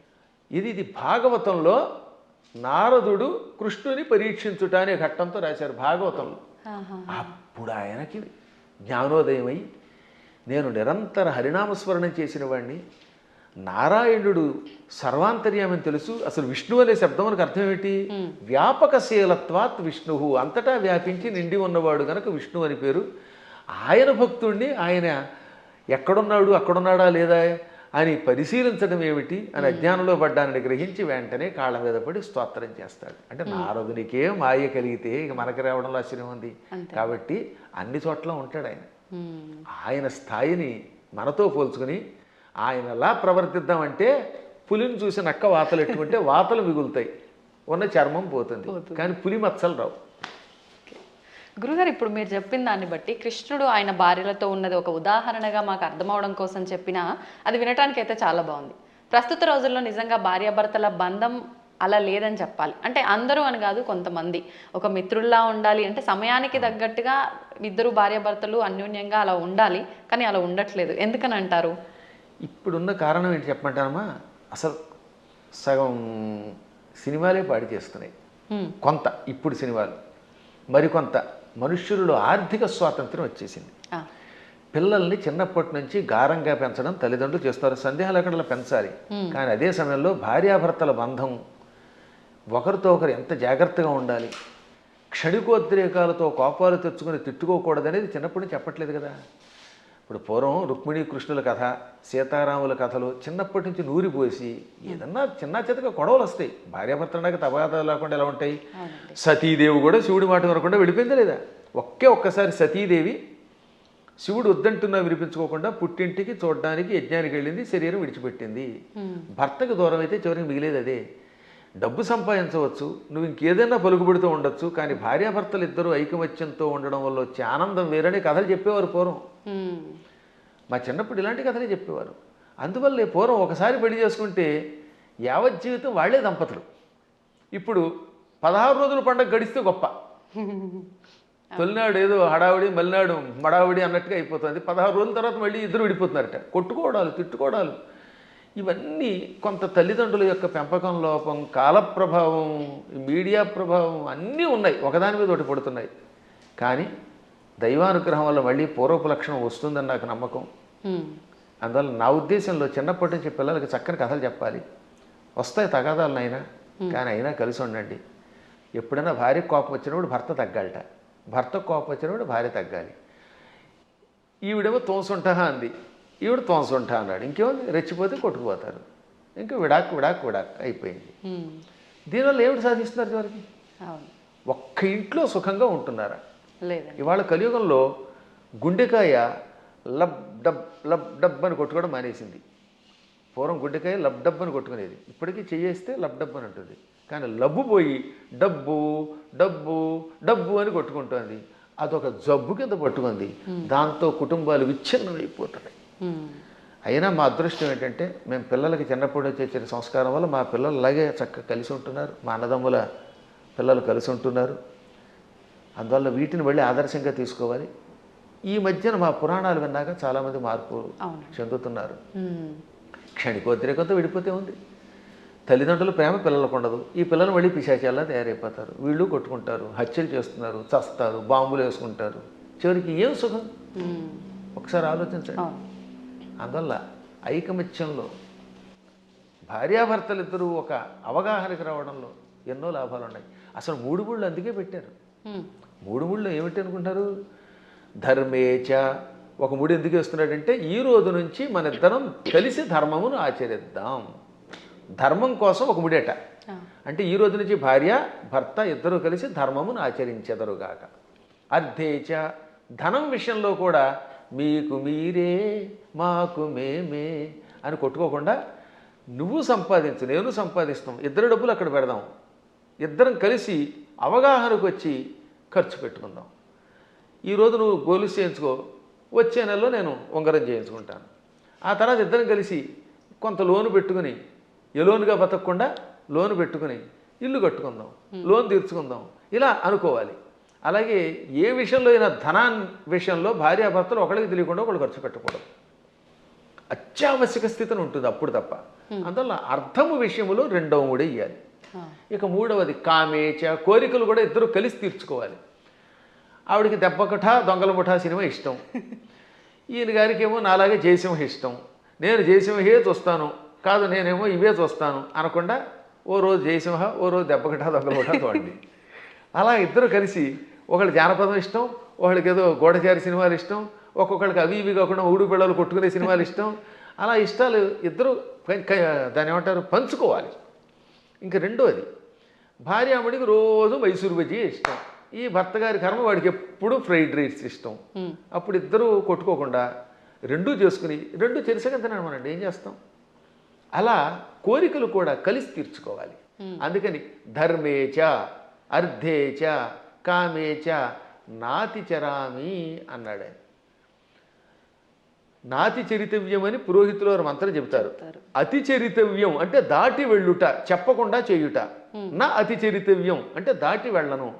ధర్మ అర్థకామములలో నీ మాటే వింటాను, నిన్ను దాటి వెళ్ళను అని మంత్రం పురోహితులు వారు చెప్పమరగానే, బ్రహ్మగారు చెప్పమరగానే ఈయన నాతిచరామి అంటాడు.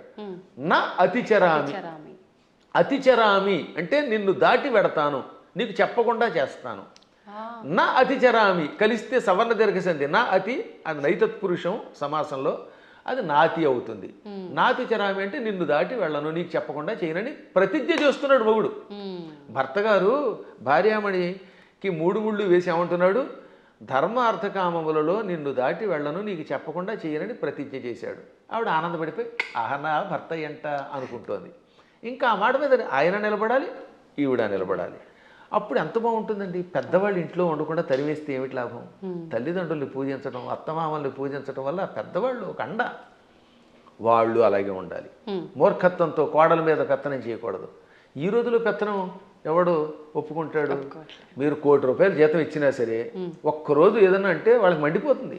నేను చూశాను కదా, మన దగ్గర పనిచేసే అసిస్టెంట్లకి ఇచ్చినంతకాలమే ఆనందం. ఎప్పుడన్నా ఎరా ఈ పూట ఎందుకు అగరత్ వెలిగించలేదంటే నేను ఎందుకు వెలిగించాలని అంటాడు వాడు. ఎవరి మాట ఎవరు వింటలేదమ్మా. మేము చూస్తున్నా, నాకంటే మీకు బాగా తెలుస్తుంది, ఎందుకంటే మేము కొంచెం పురాణం రంగంలో ఉంటాం. మా దగ్గరకు వచ్చిన వాడు ఎక్కడికి పోడు. కానీ మీరు చూస్తారు ఛానల్స్ ఉన్నాయనుకుందాం, ఛానల్స్లో పైవాడు ఏదనంటే మర్నాడే ఉద్యోగం మానేడు ఇంకో ఛానల్, ఇది కాదు అది, అది కాదు ఇది, బోల్డ్ స్టూడియోలు, బోల్డ్ యూట్యూబ్లు, బోల్డ్ యూట్యూబ్లు, ఎవడో వినడం. అలాంటి చోట కొంచెం జాగ్రత్తగా అవగాహనతో ఉండాలి. అప్పుడు కుటుంబాలు నిలబడతాయి, పిల్లలు బాగుపడతారు. మన పిల్లల కోసమైనా బాగుపడద్దా? గురుగారు, ఇప్పుడు మీరు ఇందాకే అన్నారు, నేను మళ్ళీ ఆ ప్రశ్నే అడుగుతున్నాను. అంటే పెంపకం కరెక్ట్గా లేదు అని అంటే, మిగతా మతాలలో కనుక తీసుకుంటే చిన్నప్పటి నుంచే వాళ్ళ గ్రంథాలని, ఆ గ్రంథంలో ఉన్న జ్ఞానాన్ని వాళ్ళకు చదువు తర్వాత చదువుకి ముందర ఒక గంట అదే ఒక క్లాస్ లాగా పెట్టి అలాంటివి చేపించే విధానం చూస్తున్నాం. మన దగ్గరకు వచ్చేసరికి ఈ మధ్య కాలంలో ఎక్కువగా ఇలాంటి పెద్దవాళ్ళు చెప్తుంటే వింటున్నారు. అది ఎంతవరకు వింటున్నారు, ఎవరు వింటున్నారు అంటే పెద్దవాళ్ళే వింటున్నారు. దానికి గంట అరగంట చెప్పడం కదా, వాళ్ళు క్రూరత్వం నేర్పిస్తారు చిన్నప్పటి నుంచి. అది తప్ప ఇంకోటి లేదు. కొన్ని మతాలు ఉన్నాయి, వాడి మతం పొద్దు నుంచి సాయంత్రం దాకా నూరిపోయటం, తేడా వస్తే ఇతర మతస్థుల్ని చంపడానికి ప్రయత్నిస్తారు. అంత మూఢత్వంతో బోధించవలసిన అవసరం కలియుగంలో మనకు కూడా వచ్చింది. ఇప్పుడు మనం బోధించట్లేదు. పిల్లలు బొట్టు పెట్టుకోకపోతే ఒప్పుకుంటున్నాం మనం, పిల్లలు గొడ్డలిప్పు తిరుగుతామంటే తిరుగు అంటున్నాం మనం. స్వేచ్ఛ కాదనట్లేదు, ఎవరి బట్టలు వాళ్ళవే, కానీ కొంతైనా మనల్ని రక్షించుకునేలా చేసుకోవాలి. ఇప్పుడు ఎవరి స్వేచ్ఛను ఎవరు కాదంటారు, ఎవరి ఇష్టమైన బట్టలు వాళ్ళే కట్టుకుంటాం. నాకు కాషాయమే ఇష్టం, నేను ఒక రకమైన సన్యాసి జీవితం గడుపుతున్నాను, కుటీచక జీవితం అని చెప్పి నేను ఇలా చేస్తాను, మీరు అలా చేయండి కాదని అంటారు. కానీ కొంత జాగ్రత్త వహించాలి. అందుకని చిన్నప్పటి నుంచి పిల్లలు ఏం చేయాలంటే, మనం మన పిల్లల మీద ఎంత ప్రేమ ఉన్నా బొట్టు పెట్టుకోకపోతే, విభూతి పెట్టకపోతే, లేదా నీ సంప్రదాయంలో ఊర్ధ్వపుండ్రం పెట్టకపోతే ఆ పూట అన్నం పెట్టకు. కఠోరంగా ఉండాలి వాళ్ళలాగే, ఇతరులాగే. అలా అన్నం పెట్టే ముందు బొట్టు ఉంటేనే అన్నం పెట్టామనుకోండి, వాళ్ళు చిన్నప్పటి నుంచి బొట్టు పెడతారు. కానీ మనం అబ్బబ్బా సర్వమత సమానత్వం అంటే ఎక్కడ సర్వమత సమానత్వం? వాడు ప్యాంట్లు ఇప్పి కాల్చి చంపేశారు మొన్న పెహల్గాంలో. అంత క్రూరత్వంగా ఉంటున్నారు వాళ్ళు. కాబట్టి చిన్నప్పటి నుంచి మనం కూడా నేర్పవలసిందే. ప్రతిదినము భారత భాగవత కథలు, శివాజీ మహారాజు లాంటి వాళ్ళ కథలు చెప్పవలసిందే. ప్రతిదినము ఏదో ఒక స్తోత్రం ఎంతోసేపు చదవవలసిందే. అది చదివితేనే వాడు స్కూల్కి వెళ్ళాలి, అది చదివితేనే వాడికి అన్నం పెట్టాలి, అది చదివితేనే వాడికి ఏదైనా చేయాలి. అది చదవనంత వరకు వాడికి టీవీ కూడా పెట్టకూడదు. ఇలా మనం 10 ఏళ్ళు అలవాటు చేసాం అనుకోండి చిన్నప్పుడు, ఇంకా తర్వాత వాడు అలవాటు. మా చిన్నప్పుడు మా నాన్నగారు పురాణములు చెబుతూ ఉంటే, ఆయన మంచి కంఠంతో చక్కగా స్పష్టంగా చెబుతూ ఉంటే విని మేము ఇంకా అక్కడ దాని మీద ఆసక్తి పొందామా లేదా? అవునండి. అందువల్ల తల్లిదండ్రులు పిల్లలకి అది నేర్పాలి. ఇప్పుడు ఈ మతమును, మన మతమును మన పిల్లలకి నేర్పడం అనేది ఉందే, అది ఇంకో దానికో కాదు, కనీసం బ్రతకడానికి అవసరం అయిపోయింది. నువ్వు బతకాలంటే నేర్చుకోవాల్సిందే, లేదా ఆ మతం మారు, లేదా చంపేస్తాడు. భవిష్యత్తులో ఒకటే, నీ మతమును అనుసరించి నువ్వు గట్టిగా నిలబడకపోతే వాళ్ళ మతంలోకైనా వెళ్ళాలి, లేదా వాళ్ళ చేతిలో చావాలి. రెండే మిగిలి చావలేము, ఆ మతంలోకి మారలేము, మధ్యలో బతకడానికి లేదు. కాబట్టి హిందువులారా, ఎవరేమనుకున్నా సూటిగా స్పష్టంగా మీకు చెబుతున్నాను, హిందువుల ఐకమత్యంతో ఉండడం ఇప్పుడు వాళ్ళ బ్రతుకు కోసం అవసరం. మీరు మీ పిల్లలకి చిన్నప్పటి నుంచి మన ధర్మాన్ని నూరిపోయండి, మన గురువుల దగ్గరికి తీసుకెళ్ళండి, ఆలయాలకి తీసుకెళ్ళండి. శని ఆదివారాలు వచ్చాయంటే వెళ్ళి తెరవలసిందే గుడికి. మీ పిల్లలకి బొట్టు పెట్టుకోకపోతే, రామ అనకపోతే, కృష్ణ అనకపోతే, శివ అనకపోతే అన్నం పెట్టకండి. అలా నేర్పకపోతే భవిష్యత్తులో మీకు ఏ విధమైన దిక్కు ఉండదు, మిమ్మల్ని రక్షించేవాడు లేడు. బాగుపడతారా? నా మాట వినండి, లేదా పొండి కర్మ పుణ్యము పాలై అని ఎంత గట్టిగా నువ్వు చెబుతున్నానమ్మా. ఇటువంటివి చాలా అవసరం. ఇవాళ మీ బొట్టు వాళ్ళు ఇంకా ఈ ధర్మాన్ని ప్రోత్సహిస్తున్నారు కనుక. గురుగారు, ఇప్పుడు మీరు చెప్పారు బొట్టు పెట్టుకోమని మీ పిల్లలకు నేర్పండి అని. ఇప్పుడు మా జనరేషన్ వాళ్ళని తీసుకుంటే మీరు చెప్పేవి వింటే మాకు కొన్ని అర్థమవుతాయి, కొన్ని అంతవరకే మాత్రమే తెలుసు, మాకు ఆ జ్ఞానం మాత్రమే, దానికి ముందర వెనక ఇంకేముందనేది తెలియదు. ఇప్పుడు అన్నారు బొట్టు పెట్టుకోవాలమ్మా, అది మన ధర్మం అని చెప్పి, నేను వెళ్ళి ఇప్పుడు అదే సేమ్ నా పిల్లలకి చెప్పాను అనుకోండి, అవును బొట్టు పెట్టుకోవడం మన హిందూ ధర్మంలో ఉంది, అసలు ఎందుకు పెట్టుకోవాలి, దాని వెనకాల రీజన్ ఏంటి అడిగితే మా బోటి వల్ల అసలు మేము చెప్పలేకపోతున్నాము. ముందు ఒకటి చెప్పండి వాళ్ళకి. ఇప్పుడు ఆ పెహల్గాంలో ఎందుకు కాల్ చేశారు? వాళ్ళ మతంలో లేరని, అంతేనా? దానికి ఏమన్నా రీజన్ ఉందా? ఇప్పుడు నువ్వు బొట్టు పెట్టుకుంటూ ఇలా ఐకమత్యంతో 10 మంది కలిసి ఉండకపోతే రేపు పొద్దున్న నువ్వు మా వాడివి కాదని చంపేస్తారు. కాబట్టి ఒకటి ముందు మన ధర్మం బతకడానికి అవసరం చెప్పండి. రెండవది ఈ కనుబొమ్మల మధ్యలో బొట్టు పెట్టుకుంటే ఒకటి అందం. ఇప్పుడు మీరు ఆ కాస్త బొట్టు తీసేసి ఉంటే మీ మొహం చూడలేం, అదో రకంగా కనపడతారు, పిశాచపు మొహంలో ఉంటుంది. బొట్టు పెట్టుకుంటే సౌందర్యం. తర్వాత ఈ కనుబొమ్మల మధ్యలో జ్ఞాపక శక్తి పెంచడానికి చాలా ఉపయోగపడుతుంది. రోజు నిత్యం ఈ చూపుడు వేలుతోటి బొట్టు పెట్టుకోగా ఒత్తిడికి జ్ఞాపక శక్తి పెరుగు, చురుకుతనం పెరుగుతుంది. కొంతకాలం అబ్జర్వ్ చేయండి మీరే. ఇప్పుడంటే కెమికల్స్ వచ్చాయి, స్టిక్కర్స్ వచ్చాయి, కానీ పూర్వం కుంకుమ అంటే కుంకుమ పెట్టుకుంటే దానివల్ల ఆడవాళ్ళలో ఒక రకమైన జ్ఞాపక శక్తి, ఇంట్లో ఏ మూల ఏ వస్తువు పెట్టినామో వాళ్ళకి గుర్తున్నట్టుగా ఎవరికి ఉండదు. పోపుల డబ్బాలో ఫలానా దాంట్లో కందిపప్పు ఉంది, దాంట్లో పెసరపప్పు ఉంది, ఆవాలు ఉన్నాయని ఎలా గుర్తుపెట్టుకున్నారమ్మా వాళ్ళు అవధానులు. మేము పద్యాలు గుర్తుపెట్టుకున్నట్టుగా అది బొట్టు వల్లే వస్తుంది. జుట్టు చక్కగా కొబ్బరి నూనె రాసుకుని దువ్వుకుంటూ ఉంటే జుట్టు ఊడిపోకుండా ఉంటుంది. ఇప్పుడు కొబ్బరి నూనె ఎందుకు రాసుకోవాలంటున్నారు? అందుకని కొబ్బరి లేదు, రబ్బరి లేదు, శుభ్రంగా నున్నగా అయిపోతుంది. దానికోసం బోడి ఖర్చు పెడుతున్నారు. అవునా? కాబట్టి పేలు పట్టకుండా ఆరోగ్యంగా ఉండదు, తలనొప్పి తగ్గుతుంది. ఇప్పుడు మీకు తలనొప్పులు ఎక్కువ ఎందుకు వస్తున్నాయి అంటే కేవలం నూనె రాసుకోకపోవటం, వారానికి ఒకసారి కుంకుడుకాయలతో తలంటుకుపోవడం వల్ల హెడ్ఏకులు వచ్చి దానికోసం మందులు వాడి, ఈ మందుల వల్ల ఇంకో రోగం వచ్చి మోకాలు నొప్పి వచ్చి, మోచేయి నొప్పి వచ్చి గట్టిగా నడవలేరు, కూర్చోలేరు. అందుకని లిఫ్ట్లు పెట్టవలసి వస్తుంది. మేము పైకి కిందకి 4 అంతస్తులు రోజుకి 8 సార్లు దిగుతున్నాను. నేను ఇంతవరకు లిఫ్ట్ ఎక్కలేదు తెలుసా? ఇప్పుడు మీరు పైకి వచ్చిన ఈ భవనంలో నేను ఇంతవరకు లిఫ్ట్ ఎక్కలేదు ఒక్కనాడు కూడా. నేను ఒకడికి లిఫ్ట్ ఇవ్వాలి కానీ నాకు ఒకటి లిఫ్ట్ ఇవ్వడం ఏమిటి యంత్రం? అందువల్ల నేను నడిచి వస్తున్నాను. అది కారణం ఏంటంటే తలంటుకోవటం, కొబ్బరి నూనె రాసుకోవటం, ఒంటికి అప్పుడప్పుడు తైలమర్దనం చేసుకుని శుభ్రంగా అభ్యంగన స్నానం చేయటం, బొట్టు పెట్టుకోవడం, ఈ సంప్రదాయాలు ఆరోగ్యాన్ని ఇస్తాయి. మన సంప్రదాయాలన్నీ ఆరోగ్య సూత్రాలే. మన తలలో ఉన్నటువంటి బ్యాక్టీరియాని చంపి ఆ చేదు, కుంకుడు చేదు బట్టతలు రాకుండా కాపాడుతుంది. రెగ్యులర్గా కుంకుడుకాయతో వారానికి 2 సార్లు ఒకసారి స్నానం చేయండి, జుట్టు వస్తుంది. షాంపూలు పెట్టండి, వెంటనే ముందు తెల్లని రంగు క్యాంప్ వేస్తుంది షాంపూ వల్ల, అందుకే తెల్లబడిపోతాయి. ఆ తర్వాత ఈ తెలుపు బాగు చేయడానికి మళ్ళీ రంగు వేయాలి. ఆ రంగు వేసేసరికి మొత్తం జుట్టు ఊడిపోయి చుట్టూతో 4 వెంట్రుకలు దానికి రంగు వేయటం, లేదా మళ్ళీ విగ్గులు పెట్టుకోవడం, ఎన్ని గొడవలు వస్తున్నాయి. కాబట్టి మన సంప్రదాయంలో అన్ని ఆరోగ్యానికి పనికొచ్చేవి. అయినా కొన్ని విషయాల్లో ఇంకెందుకు అడగకూడదండి. నేను ఎందుకు పుట్టానంటే ఏం చెబుతావు? మనం పుట్టామా లేదా? ఆ పుట్టడానికి మన కారణం మన చేతిలో లేదు. అది మన కర్మ ఏది ఉందో మనకు తెలియదు.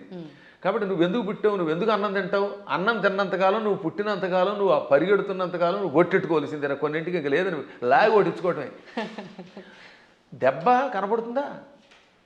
దేవుడు ఎక్కడున్నాడో చూపించమని అడిగట్టు వెనకడికి. లింగ పురాణంలో ఒక నాస్తికుడు వచ్చి దేవుడు లేడు, ఉంటే చూపించన్నట్ట. వెంటనే గురువుగారు లాగ్ గోపేదోడు కొట్టాడు. బాబోయ్ అన్నాడు. ఏం బాబోయ్ ఎందుకు అన్నావు అంటే బాధ అన్నాడు. ఏది బాధ చూపించన్నాడు. లాగ్ గోపేద కొడితే బాధ కలిగింది అన్నాడు. బాధ ఏది చూపించంటే బాధ ఎలా చూపిస్తామండి, లోపల ఉంటుందన్నట్ట. అలాగే దేవుడు కూడా అంతటా ఉన్నాడురా.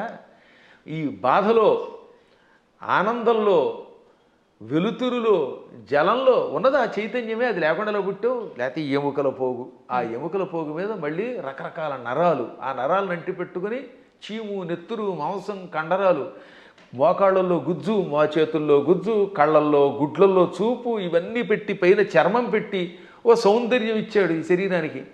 ఒక్కసారి ఆశ్చర్యంగా ఉంటుంది మనకి. దీని కింద ఎన్ని నాడులు, మనం తిన్న అన్నం గిలకొట్టబడి జీర్ణమై రక్తంగా మారుతుందా, ఆ రక్తం వీటన్నిటికుండా ప్రవహిస్తున్నదా. అసలు ఎంత అద్భుతమైన యంత్రం. ఈ యంత్రాన్ని ఇంకెవడన్నా రీప్లేస్ చేయగలడా? మోకాళ్ళ చెప్పులు మారిస్తే ఒరిజినాలిటీ ఎక్కడ ఉంటుంది? వంగలేవు, కూర్చోలేవు నువ్వు. ఈ ముక్కు మారిస్తే దీంట్లో ఉన్న ఉండవు. ఇటువంటి శరీరం ఒక్కసారి స్తంభించిపోతే ఎందుకు పనికి రాకుండా అయిపోతే అది ఎందుకు పనికి రాకుండా కుళ్ళిపోతుంది. మళ్ళీ దీన్ని కుళ్ళిపోయి పాడైపోవడానికి వీలుగా లోపల బ్యాక్టీరియా పెట్టాడు. పురుగులు వచ్చి తగలబెట్టకపోతే, కాల్చకపోతే, ఈ శరీరం కొంతకాలం అలా మూలండిపోతే లోపల కొత్త పురుగులు పుట్టి దీన్ని తినేసి మళ్ళీ అవి నాశనం అయిపోతాయి. శుద్ధి చేసి వెళ్ళిపోతున్నది. అటువంటి ఈ అస్థిపంజరాన్ని దీని మీద ఇన్ని రకాలైన విశేషాలని పెట్టి సృష్టి కొంతకాలం నడిపిస్తూ మళ్ళీ వీడు వెళ్ళిపోయాక ఎక్కడికి వెళ్ళాడో తెలియకుండా చేసే అపూర్వమైన ఆ అద్భుత దివ్యశక్తే పరమాత్మ అంటే. కాబట్టి వాడు అంతటా ఉన్నాడు. పిల్లలకి పిడివాదం కాకుండా చిన్నప్పటి నుంచి కనుక నేర్పితే 8 ఏళ్ళు వచ్చాక మనం నేర్పలేము. బై బర్త్ చిన్నప్పటి నుంచి బొట్టు కట్టు వాడికి స్తోత్రాలు నేర్పాలి. ఇప్పుడు నేను ఉదాహరణ చూస్తాను. మా మనవడు ఉన్నాడు, మా మనవరాలు ఉండేది. వాళ్ళు రామ అనకుండా అన్నం తినరు. వాళ్ళ అమ్మ నాన్న అలా పెంచుతున్నారు. శివాజీ మహారాజుకి జై అంటాడు మా మనవడు వచ్చి కత్తి తీసి. ఆ శివాజీ కథలు నేర్పారు. ఆ రకంగా చిన్నప్పటి నుంచి నేర్పితే ఖచ్చితంగా ఈ మార్గంలో వస్తారు. నేర్పినారని దరిద్రులు కొంతమంది ఉంటారు, కొంతమంది క్రూరులు. ఆ కమ్యూనిస్టులు మనమేం బాగు చేయలేము. వాళ్ళు నికృష్టులు, వాళ్ళ పక్కన వదిలేద్దాం, అది వాళ్ళ కర్మ. కానీ ముందు మన ప్రయత్నం మనం చేయాలి. గురుగారు, ఇప్పుడు మీరు ఇందాక అన్నట్టుగా పిసినారి కానివ్వండి, ఇలాంటి మూర్ఖులు నాస్తికులు కానివ్వండి, ఇదంతా అంటే వాళ్ళ కర్మను బట్టే వచ్చారు అనుకోవచ్చా? మరి లేదు అంటే ఇప్పుడు మీరు చెప్పినట్టుగా పెంపక లోపము అలా కూడా అనుకోవచ్చా? దీనిలో చాలా పనిచేస్తాయి. పెంపకంలో కొంత లోపం, వాళ్ళ పూర్వకర్మలు కొన్ని, చుట్టుపక్కల వాతావరణం కొన్ని, పరిస్థితులు కొన్ని, ఇవన్నీ కర్మల యొక్క ఫలితాలు. అందుకే కొంతవరకు మనం మన ప్రభావంతో మార్చొచ్చండి. చెప్పగా కొంత మారుతారు, అంతా మారదు. కానీ అలాగే కొన్ని చూడగా ఎప్పటికో కొంతమంది మారుతారు. కొన్ని పుట్టుకతో వచ్చే దరిద్ర లక్షణాలు ఉంటే అవి చచ్చేదాకా మారవు. అందుకే వాటిని ఏమంటారు? నైసర్గికములు అంటారు. నిసర్గ అంటే బై బర్త్ వచ్చేదాన్ని. పూర్వం మీరు ఎప్పుడన్నా సోషల్ స్టడీస్ చదివితే భారతదేశానికి నైసర్గికంగా హద్దులే ఉన్నాయి అంటే ఏంటి? సహజంగా ఏర్పడినవి అని అర్థం. కాబట్టి నిసర్గ అంటే పుట్టుకతో వచ్చే సహజ లక్షణము. అటువంటి లక్షణాలకి అన్నీ పోవుగానే కొంతవరకు మార్చచ్చు. నాస్తికులు కూడా చివరిలో మారినవాళ్ళు లేరు. కొంతమంది పేరు కమ్యూనిస్టులు, మా ఆవిడ రమ్మందండి అని వెళ్ళి ఏడుకొండల దగ్గరికి వెళ్ళడం. అందువల్ల వాళ్ళ ఆవిడ రమ్మన్నా కదా, వీడికి లోపల ఎంతో కొంత భయం ఉంటుంది. దొంగ కనపడ్డావు, అది సంఘంలో ఒకసారి అందులోకి వెళ్ళాక ముద్ర ఎంచుకుని దానికోసం అలా ఏడుస్తారు. కానీ లోపల వాళ్ళకి పీకుతుందమ్మా. ఇంతెందుకు, నేను ఎరిగి నాతో క్లాస్మేట్ ఉండేవాడు, పక్కా కమ్యూనిస్ట్ అనేవాడు. ఓ రోజు గుండు కొట్టించుకొచ్చాడు. ఏమిటంటే తిరుపతి వెళ్ళాట. ఎందుకంటే ప్రపంచ నాస్తిక సభలు దిగ్విజయం అయితే గుండు కొట్టించుకుంటానన్నట్ట. అది వ్యవహారం. కాబట్టి ఇలాంటి వాళ్ళు కూడా ఉంటారు. అది పూర్వం ఒక సామెత ఉండేది, round at stage, flat at home అని. అంటే భూమి గుండ్రంగా ఉందనేమో వేదిక మీద చెప్తాట, ఇంట్లోకి వచ్చాక లేదు బల్లపరుపుగా ఉందంట. అంటే ఇంట్లో ఒకటి బయట ఒకటి అనమాట. బయట 4 తోటేమో round at stage, flat at home అని మా చిన్నప్పుడు సామెత ఉండేది. ఇది వేదికల మీద పూర్వం ఇంగ్లీష్లో మాట్లాడేవారు కదా, వాళ్ళు ఇలా మాట్లాడేవారు అనమాట. అప్పట్లో ఇంగ్లీష్ వాళ్ళ టైంలో అంతా ఇంగ్లీషే ఉపన్యాసం. ఆ ఉపన్యాసాల్లో చిలకవర్తి లక్ష్మీ నరసింహం గారి దగ్గరికి ఒక ఆయన వచ్చాడు. ఆయన పేరు బిపిన్ చంద్రపాల్. బిపిన్ చంద్రపాల్ ఉపన్యాసంలో మాట ఇప్పుడే చెప్పింది. ఆయన ఇంగ్లీష్లో అనర్గళంగా మాట్లాడుతూ, హిందువులు అలా చేస్తున్నారు, బయటకు వచ్చినప్పుడు ఒక రకంగా, ఇంట్లో ఉన్నప్పుడు ఒక రకంగా ఏడుస్తారు, అలా ఉండకండి, ఇంట్లోనూ బయట హిందువుల్లో ఉండండి అని చెప్పడానికి ఆయన మంచి మాట చెప్పాడు ఆయన. కాబట్టి మనం ఏది నమ్మేమో అది చెయ్యాలి చివరిదాకా. అజ్ఞానంతో కూడినవి చేయకుండా ఉండాలి. సరే, ఏది ఏమైనప్పటికీ ముందు పిల్లల్ని మన మార్గంలో మనం పెంచుతామమ్మా. విన్నారా బాగుపడతారు, వినకపోతే మనం ఏం చేయగలుగుతాం? గుర్రాన్ని తీసుకెళ్ళగలం, మంచినీళ్ళు తాగించలేం కదా. అందువల్ల అలా చేయడానికి ప్రయత్నిద్దాం. మళ్ళీ భగవంతుని అనుగ్రహించినప్పుడు ఇంకోసారి కలుసుకుందాం. గురుగారు, ఒక చిన్న సందేహం. క్రిందటిసారి మనం చేసిన వీడియోలో విశుక్ర ప్రాణహరణ వారాహి వీర్యనందిత అని చెప్పి మీరు శ్లోకం చెప్పడం జరిగింది లలితా సహస్రనామాల్లోంచి. అది చాలామంది విషంగ ప్రాణహరణ అని చెప్పి కామెంట్లలో కూడా పెట్టడం జరిగింది. అసలు ఏంటండి వాస్తవం ఏంటి? ఇక్కడ 2 రకాలు. అది జ్ఞానంతో పెడితే పర్వాలేదు, ఎవడో చెప్పింది విని పెడితే అది వాడి కర్మ, మనం ఏం చేయలేం అనుకోండి. లలితా సహస్రనామానికి వ్యాఖ్యానం రాయాలంటే ముందు వాడికి స్వతసిద్ధమైన ఉపాసన ఒకటి ఉండాలి. ఏముండాలి? ఉపాసన. 2 సంస్కృత పాండిత్యం ఉండాలి. ఈ 2 లేని వాడు వ్యాఖ్యానం చేస్తే మనం పట్టించుకోక్కర్లేదు. ఆ తప్పు అన్నారనే, ఆ తప్పు అన్నవాడు వాడు తప్పుడు మనిషి. ఆ తప్పు కాదు, పాఠాంతరం అనాలి. దాన్ని ఏమనాలి? పాఠాంతరం. కొంతమంది ఇది తప్పండి అని. ఇంతకీ ఇది మీరు ఎప్పుడు నన్ను అడిగింది ఏంటంటే వారాహి దేవత గురించి అడిగారు. అందులో భాగంగా ఈ నామానికి కూడా అర్థం చెప్పాను. విశుక్ర ప్రాణహరణ వారాహి వీర్యనందిత అని లలితా సహస్రనామంలో ఒక నామం ఉన్నది. అవునా? అవునండి. 76వ నామం కదా అది. నామం సంఖ్య మనం పెద్దగా అంతగా పట్టించుకోకలేదు. 76 76. అయితే గురువు గారికి జ్ఞాపశక్తి బాగానే ఉంది. దానికి ముందు మంత్రిణ్యంబా విరచిత విషంగ వధతోషిత. దీనిలో కొంతమంది పాఠాంతరంలో ఏమన్నారు, అందుకే అన్యత్రేణ అంటాడు అక్కడ.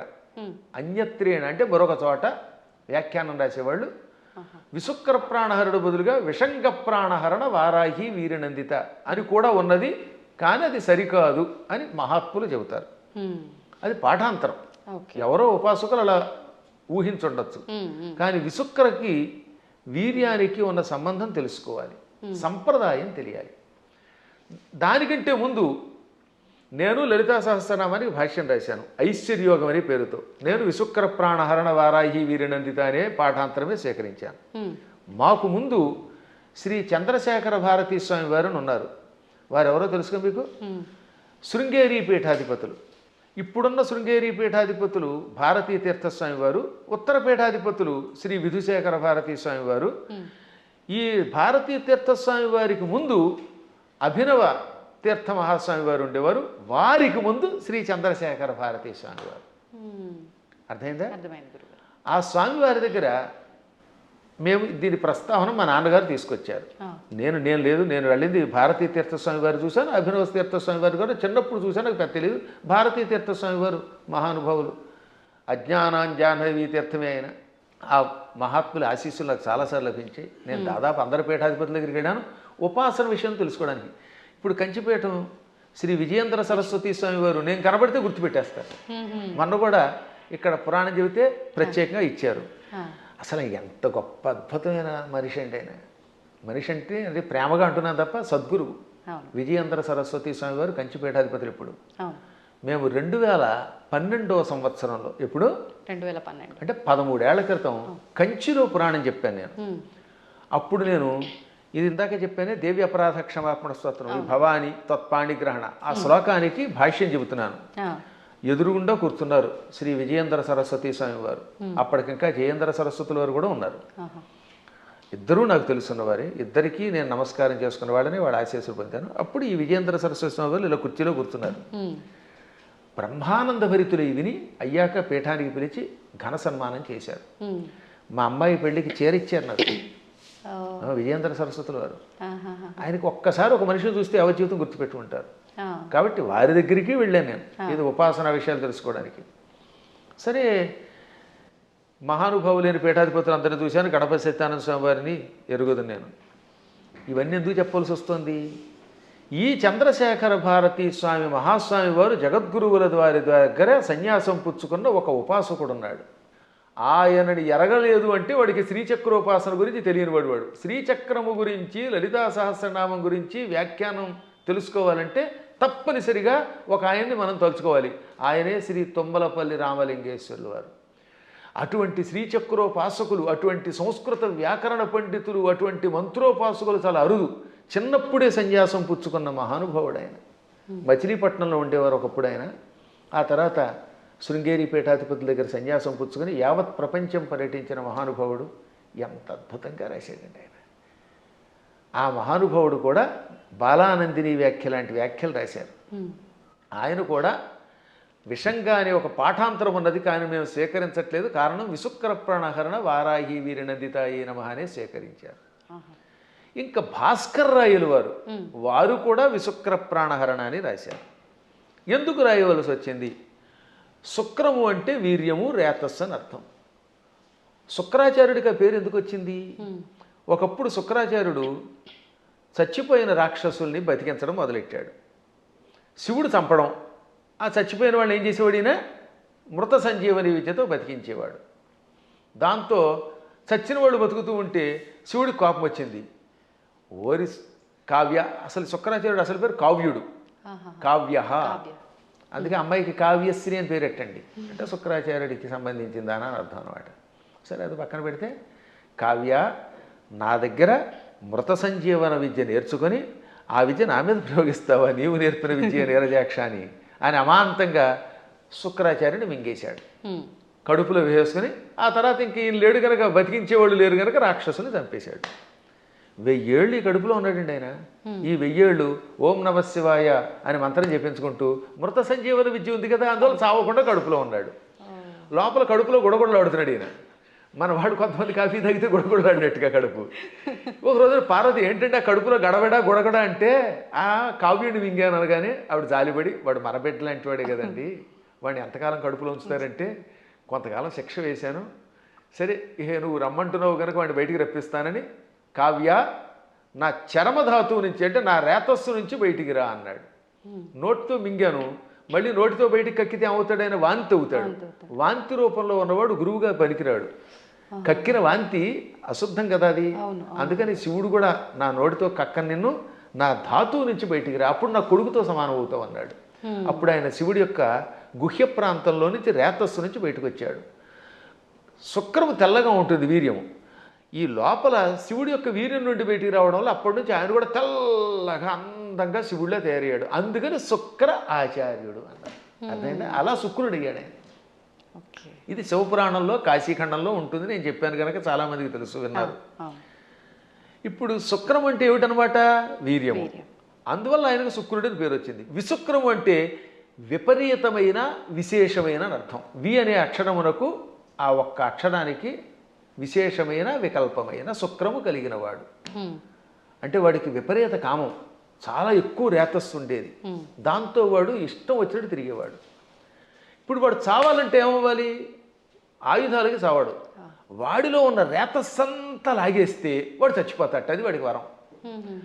అందుకని వారాహి దేవత ఏం చేసింది, మొత్తం వాడి శరీరంలో మనం చూడండి స్ట్రా వేసి డ్రింక్ తాగేసినట్టుగా తన కోరలతో, వారాహి దేవత తన కోరలతో వాడి శరీరాన్ని గుచ్చి వాడిలో ఉన్న వీర్యం అంతా తాగివేసింది. ఇక్కడ వీర్యం అంటే పరాక్రమము, రేతస్సు రెండు అర్థాలు. వీర్య శబ్దానికి బలమని కూడా అర్థం. అందుకే వీర్యము అంటే రాముడిలో వీర్యం ఉందంటే అక్కడ బలం ఉన్నదని అర్థం అనమాట. ఆ బలాన్ని సత్వాన్ని తాగేసింది. అందువల్ల అక్కడ ఏమన్నాడు, విశుక్ర ప్రాణహరణ, విశుక్రుని యొక్క ప్రాణములను హరించిన తాగేసిన వారాహి దేవత యొక్క వీర్యమునకు నందిత, సంతోషపడింది లలితది. ఇప్పుడు ఆ విశుక్ర శబ్దానికి ఈ వీర్యానికి ఇంటర్లింక్ ఇప్పుడు మీకు అర్థమైందా? ఆవిడ అక్కడ వీర్యమును తాగేయటం వల్ల ఆ వీర్యమునకు ఆవిడ సంతోషపడింది, ఆ బలానికి సంతోషపడింది. ఇక్కడ విషంగా రాస్తే ఈ రెండింటికి ఉన్న మంత్రార్థాలు గూఢార్థాలు దెబ్బతింటాయి. ఎందుకంటే కొన్ని చెప్పడానికి స్టేజీ కాబట్టి చెప్పట్లేదు. కాబట్టి విశుక్రుణ్ణి చంపాలంటే వారాహి దేవతే ఉండాలి. అతని ప్రాణం పోవాలంటే లోపల ఉన్న వీర్యమును లాగాలి. వీర్యమును స్వీకరించడం వల్ల ఆవిడ కూడా వీర్యస్వరూపిణి అయ్యింది. ఆవిడ వీర్యస్వరూపిణి అయ్యింది కాబట్టి ఆ వీరత్వానికి ఆవిడ అమ్మవారు సంతోషపడింది. అద్భుతమైనటువంటి భావనలు తెలియాలంటే అక్షరము పరబ్రహ్మముగా ఉపాసించాలి. అందుకే అక్షరమును పరబ్రహ్మం అంటారు. అక్షర పరబ్రహ్మ యోగం అన్నారు. అందుకే భగవద్గీతలో కూడా మా నాన్నగారు చిన్నప్పుడు శబ్ద బ్రహ్మోపాసన చెయ్యాలి అని నాకు చెప్పారు. అంటే శబ్దం ఊరికే పైపైన ఏదో నోటికి వచ్చినట్టు వాగడం కాదు. ఏ శబ్దం వాడినా ఆ శబ్దంలో ప్రతి అక్షరమునకు ఒక అర్థం ఉంటుంది. అర్థం తెలుసుకుని ఉపాసించాలి. ఉదాహరణకి సముద్రము సాగరము రెండింటికి తేడా ఉంది. అల్లసాని పెద్దన ఈ మనుచరిత్రలో ప్రవరుడు అనేవాడు ఏడుస్తున్నప్పుడు చింతాసాగరమన మునిగి అన్నాడు ఆయన. చింతా సముద్రం అనలేదు, సాగరం అని ఎందుకు వాడాడు? సముద్రం అన్నా సాగరం అన్నా ఒకటే కదా. కానీ రెండింటికి ఎంత తేడా ఉందో తెలియాలి. సముద్రం సామాన్యమైనది, చిన్నది. ఒకప్పుడు సముద్రం చిన్నది. సగరుడని ఒక ఆయన ఉన్నాడు. ఆయనకు 60,000 మంది కొడుకులు. ఈ 60,000 మంది భూమిని తెగతవ్వారు, గొయ్యించేసేశారు. ఆ గొయ్యిలోకి సగరుడి యొక్క మునిమనుముడు భగీరథుడు గంగను తెచ్చాడు. ఆ గంగ అందులో పడింది. దాంతో చిన్నగా ఉన్న సముద్రం ఈ సగరు పుత్రుల వల్ల తవ్వబడి ఆ సగరుని యొక్క మునిమనువుడు తెచ్చిన గంగతో పెద్దదయ్యి విశాలమైపోయింది. ఇవాళ చూస్తున్నంత పెద్దదయ్యింది. చిన్నదిగా ఉన్నప్పుడు సముద్రం, విశాలమైపోతే ఏమవుతుందన్నమాట, డెవలప్ చేయబడితే సాగరం. అందుకని అక్కడ అప్రాప్రియేట్ వర్డ్ ఏంటనమాట, దుఃఖం అలా పుట్టి సముద్రం ఎలా అయితే సాగరం అయ్యిందో అలా వ్యాప్తి చెందింది కనుక చింతా సాగరం అన్నాడు ఆయన. ఊరికే తోచిన పదం వాడేయకూడదు అక్కడ. మేము కావ్యాల్లో వాడేటప్పుడు అంత జాగ్రత్తగా వాడతాం. ఇవన్నీ తెలియాలంటే వాడికి ముందు శబ్ద బ్రహ్మ మీద పట్టుండాలి, వ్యాకరణం తెలియాలి, ఏ శబ్దానికి వ్యుత్పత్తి ఏమిటో తెలియాలి, పురాణములలో విశేషాలు తెలియాలి, ఉపాసనలో రహస్యం తెలియాలి, మంత్రశాస్త్రం మీద పట్టుండాలి, శ్రీచక్రంలో నవావరణములో ఏ ఆవరణంలో వారాహి దేవత ఉంటుందో తెలియాలి, వారాహి దేవతకి ఎన్ని కోరలు ఉన్నాయో తెలియాలి. తెలుసా? మళ్ళీ వారాహి దేవతకి ఎడమ వైపున 5 కోరలు, కుడివైపు 4 కోరలు, కుడివైపునేమో 5 కోరలు, ఎడమవైపు 4 కోరలు ఉంటాయి. 9 కోరలు ఉంటాయి లోపల. అది కూడా తెలియదు కొంతమందికి. అన్ని మామూలుగా దంతాలు వేస్తారు. ఈ వైపు 5, అందులో ఒకటి ఇలా వంగి ఉండాలి, ఒకటి పైకి రంపంలో ఉండాలి, ఈ వైపు 4 ఉండాలి. ఈ కోరలతో ఉన్న వారాహి దేవతను ఉపాసిస్తేనే సక్రమంగా పనిచేస్తుంది. ఆ 9 కోరలే శ్రీచక్రంలో నవావరణ పూజ. అవే నవరంధ్రాలన్నీ మనకి శుద్ధి చేసి పెడతాయి. అక్కడ ఈ వారాహి దేవతకి ఒక్కొక్క దానికి ఒక్కొక్క బీజం ఉంది 9 కూరలకి అనమాట. అందుకే వారాహి వీర్య నందిత ఎయి అనంటే ఒకసారి ఎన్ని అక్షరాలు ఉన్నాయి? వారాహి వీర్య నందిత యై 9. అదనమాట. ఇప్పుడు అర్థమైందా? ఆ 9 కూరలు. వారాహి వీర్య 5, నందితాయి ఇక్కడ. ఇక కంఠస్థానంలో నమః అనే అక్షరం బీజం ఇక్కడ చేరుతుంది వారాహి దేవతకి. ఓంకారం మూర్ధంలో ఉంటుంది. అందుకని ఓం వారాహి వీర్య నందితాయి నమః. మళ్ళీ వీటితో పాటు ముక్కులు, చెవులు, రంధ్రాల్లో ఓం ఐం హ్రీం శ్రీం అనే బీజములు, విశుక్ర ప్రాణహరణ వారాహి వీరినందితాయి. అంటే ఆకారం వేసేటప్పుడు ఏ బీజం ఎక్కడ వేయాలో వేసి, ఏ కూరలు ఎక్కడ వేయాలో, ఎక్కడ ఏ బీజం ఉందో తెలుసుకుని ఉపాసన చేయాలి. ఇంత ఉపాసన తెలియకుండా తొందరపడిపోయి పాఠాంతరం అనే శబ్దాన్ని తప్పుగా ఉచ్చరించారు అన్నారంటే అది ఎంత ప్రమాదం. అందుకే స్టేట్మెంట్ ఇవ్వడానికి ముందు నీ అర్హత తెలుసుకో. వాస్తవం. లేదా ఫలానా చోటండి పరమాచార్యులు వారు ఇక్కడ పాఠాంతరం ఉందని చెప్పారండి, లేకపోతే ఇంకొక ఆయన ఎవరో ఇలా పాఠాంతరం ఉందని చెప్పారండి, తుమ్మలపల్లి వారు కూడా పాఠాంతరం ఉందనే చెప్పారు, లేదా ఇంకో పెద్ద ఆయన చెప్పారండి అని చెప్పాలి. పాఠాంతరం అనాలి, అక్కడ తప్పనకూడదు. అలాగే ఇప్పుడు ఇక్కడ మనకి దక్షిణాదిలో మంత్రానికి ఒక స్వరం ఉంటుంది, ఒక్కొక్క దానికి ఒక్కొక్కటి ఉంటుంది అనమాట. రాజాధిరాజాయ ప్రసహ్య సాహినే నమో వయం వై శ్రవణాయ కుర్మహే సమే కామాన్ కామకామాయ మహ్యం కామేశ్వరో వై శ్రవణో దధాతు అని చెప్పాలి. ఈ మంత్రం మంది. ఇదే ఉత్తర భారత్లో రాజాధిరాజాయ ప్రసహ్య సాహినే నమో వయం వై శ్రవణాయ అని ఒక గొలుసు కట్టు స్వరం ఉంటుంది. కాబట్టి వాళ్ళు వేద పండితులే, వాళ్ళకి ఆ స్వరంతో నేర్పారు. ఇక్కడ మనకి దక్షిణ భారత్లో ఇది నేర్పారు. కాబట్టి ఇప్పుడు మనం ఇది విని అది తప్పు అంటామా, వాళ్ళు అది విని మనది తప్పు అనాలా? వాళ్ళ గురు పరంపరలో ఆ స్వరంతో ఉడుతుంది. స్వరాలు చాలా ఉన్నాయి. ఇలా స్వరాలు తప్పు అని చెప్పడం వల్లే ఒకప్పుడు పరాశరుడు అంతటి వాడు మళ్ళీ తపస్సు చేయవలసి వచ్చింది. ఆంజనేయుడి యొక్క కథలు ఉంటాయి పరాశర సంహితలో. అందులో ధ్వజదత్తుడు అనేవాడు స్వరాన్ని పక్కవాడిని నీతి తప్పు అని ఆక్షేపిస్తే, స్వరం తప్పు కాదురా, వాళ్ళ సంప్రదాయంలో ఆ శాఖలో ఆ రకమైన స్వరం ఉంటుంది, నువ్వు ఆక్షేపించావు కనుక వచ్చే జన్మలో దరిద్రుడివై పుట్టు అని గురువుగారు చెప్పిస్తే దరిద్రుడివై పుట్టాడు వాడు. ఎంత తేడా ఉందో ఆలోచించండి. అందుకని నేను ఎప్పుడు తప్పని అన్ను, పాఠాంతరంలో అలా ఉంది. సరే పూర్తిగా తప్పు చెబితే అది వేరే విషయం. శాస్త్రం అనలేరు కొంతమంది. శాస్త్రం ఏం చెబుతోందంటే అంటాడు. అంటే శాకి సాకి తేడా తెలియదు వాడికి. సా అనేది దంత్యం, శా అనేది తాళవ్యం. శాస్త్రం అనకుండా శాస్త్రం అంటే ఏం బాగుంటుంది? ఇప్పుడు మన వాళ్ళకి తెలుగు చెప్పక్కర్లే. పెళ్ళి అనమంటే పెళ్ళి, పెళ్ళి. వెళ్ళి అనమంటే వెళ్ళి. వెళ్ళి అంటే ప్రవాహం అని అర్థం అమ్మా. వెళ్ళి రండి అంటే అక్కడ ఇక్కడ నుంచి ఇంకో చోటకి ప్రయాణం అవ్వండి అని. అదే వెళ్ళి అంటే ప్రవాహం. పాల వెళ్ళి అంటే పాల యొక్క ప్రవాహం, క్షీర సముద్రం అని అర్థం. పాల వెళ్ళి అంటే ఏమిటనుకుంటున్నారు అర్థం? క్షీర సముద్రం అని అర్థం, క్షీరసాగరం. కాబట్టి వెళ్ళి రండి అంటే పొంగెత్తి నీళ్లతో ముంచండి అని అర్థం. మమ్మల్ని ముంచండి అని మీరే చెప్తారు, నా కొంప ముంచండి అని. కాబట్టి వెళ్ళి పెళ్ళి అంటే ఎంత అసహ్యంగా ఉంటుంది. వెళ్ళి అనలేక ఉచ్చారణ రాదు, ఏ శబ్దం ఎలా పలకాలో తెలియదు, మంత్రశాస్త్ర నియమాలు తెలియవు. ఎవడు పడితే వాడు స్టేట్మెంట్ ఇస్తేలాగా. ఎంత గట్టిగా ఎందుకు చెబుతానంటే, ఇంక మీదటైనా పిచ్చి పిచ్చిగా ఇలాంటి వాటిల్లో వింటున్నప్పుడు పిచ్చి కామెంట్లు పెట్టకండి, దానివల్ల నాశనం అవుతారు. తెలిస్తే తెలిసినట్టు పెట్టండి. లేదా మాకు అనుమానం ఉందండి, ఎవరి దగ్గర నా తప్పు అంటారేమిటి, ప్రతివాడు తప్పు అనడానికి. అందువల్ల లలితా సహస్రనామంలో అనేక భాష్యములు ఉన్నాయి. మేము కూడా ఐశ్వర్యయోగం అనే అద్భుతమైనటువంటి ఒక భాష్యం గణపతి సచ్చిదానంద స్వామి వారి యొక్క ఆశీస్సులతో రాసి పెట్టాం. దాన్ని భారతీ తీర్థ మహాస్వామి వారు కూడా సంతోషించి అంగీకరించి పీఠికిచ్చారు. హేమాహేమీరైన జగద్గురువుల యొక్క అనుమతితో రాసినటువంటి గ్రంథాలు. ఎప్పుడైనా మీకు అనుమానం ఉంటే ఒక పాఠాంతరమో అనుమానమో అనండి తప్ప పలానా వాళ్ళ దాంట్లో తప్పు ఉందని తొందరపడి అనకండి. తప్పు అనాలంటే ఆ స్థాయి ఉండాలి, దానికి వివరణ ఇవ్వాలి, అంతే, మూల్యాన్ని చెల్లించాలి. ఇప్పుడు ఏమన్నా అంటే అహంకారం ఉండవు. అహంకారం ఏమీ రాని సన్నాసిగా అహంకారం ఉంటే ఏం మాకెందుకు ఉంటుందమ్మా? దక్షిణాహంకారం ఉండవలసిందే. విశ్వనాథ సత్యనారాయణ గారు ఏమన్నారు తెలుసా? చల్లపిళ్ళ వెంకట శాస్త్రి గారికి నాలాంటి శిష్యుడు ఉండడం ఆయన ఘనత అన్నాడు ఆయన. అదే కాదు అంతే. అప్పుడప్పుడు ఒక్కొక్కసారి భాషా పాండిత్యంలో మేము కూడా అలా అనకపోతే ప్రతి అడ్డమైన వాడు నెత్తి మీద ఎక్కడ మరి. అందువల్ల చిన్నప్పటి నుంచి తిండి తిప్ప మానేసి ఎన్ని శాస్త్రాలు ఎన్ని వ్యాకరణాలు చదువుకున్నాం. 25 శతావధానాలు చేసిన వాడిని ఇంకోటి చూపించండి ప్రస్తుతానికి. మరి ఇన్ని శతావధానాలు చేసిన మమ్మల్నే మీరు నోటికి వచ్చినట్టు ఏదో కామెంట్ పెడితే ఏ అక్షరం ముక్కరా అని మిమ్మల్ని మేమేమనాలి, అవునా? అవును అవును. కాబట్టి సందేహం లేకుండా నేను పండితుండి ఎవడేమనుకున్నా ఇంకోటమ్మా, అనవసరంగా అహంకారం తెచ్చుకోకూడదు. కానీ అహంకారం ఒక్కోసారి ఉండవలసిందే. పద్మాగర్ గారు సొంత డబ్బా కొడుతున్నాడు అనుకుంటే కొట్టుకోమనండి, ఏం పర్వాలేదు. ఎందుకని? మీరు ఉద్యోగానికి వెళ్ళాలి.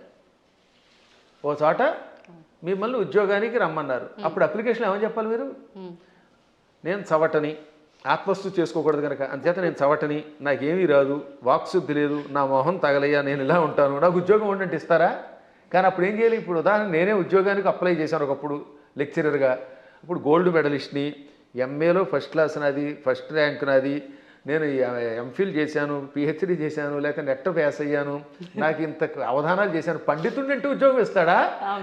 నేను నన్ను పొగుడుకోకూడదు కాబట్టి చెప్తానండి, నేను సన్నాసినండి, చవటనండి, నాకేమీ రాదండి, నాకు ఉద్యోగం ఉండండి, ఎవరిస్తాడమ్మా? కాబట్టి ఒక్కోసారి ఆత్మస్తు తప్పదు. ఇలాంటి వాళ్ళకి సమాధానం చెప్పడం కోసం ఇలా మాట్లాడతాం. అలా విత్తప్పుడైతే ఈశ్వర కటాక్షం వల్ల ఇదంతా వచ్చాయి. నేను అలాగే రాసుకున్నాను పద్యంలో, అమ్మా జగన్మాత నిన్ను ఉపాసించి ఇంత గొప్పవాడిని అయ్యాను. అమెరికా వెళ్ళాను, చాలాసార్లు వెళ్ళాను. ఫస్ట్ టైం వెళ్ళినప్పుడు 2006లో 19 ఏళ్ల క్రితం అక్కడ ఓ అద్భుతమైన పద్యం చెప్పాను. ఏమని?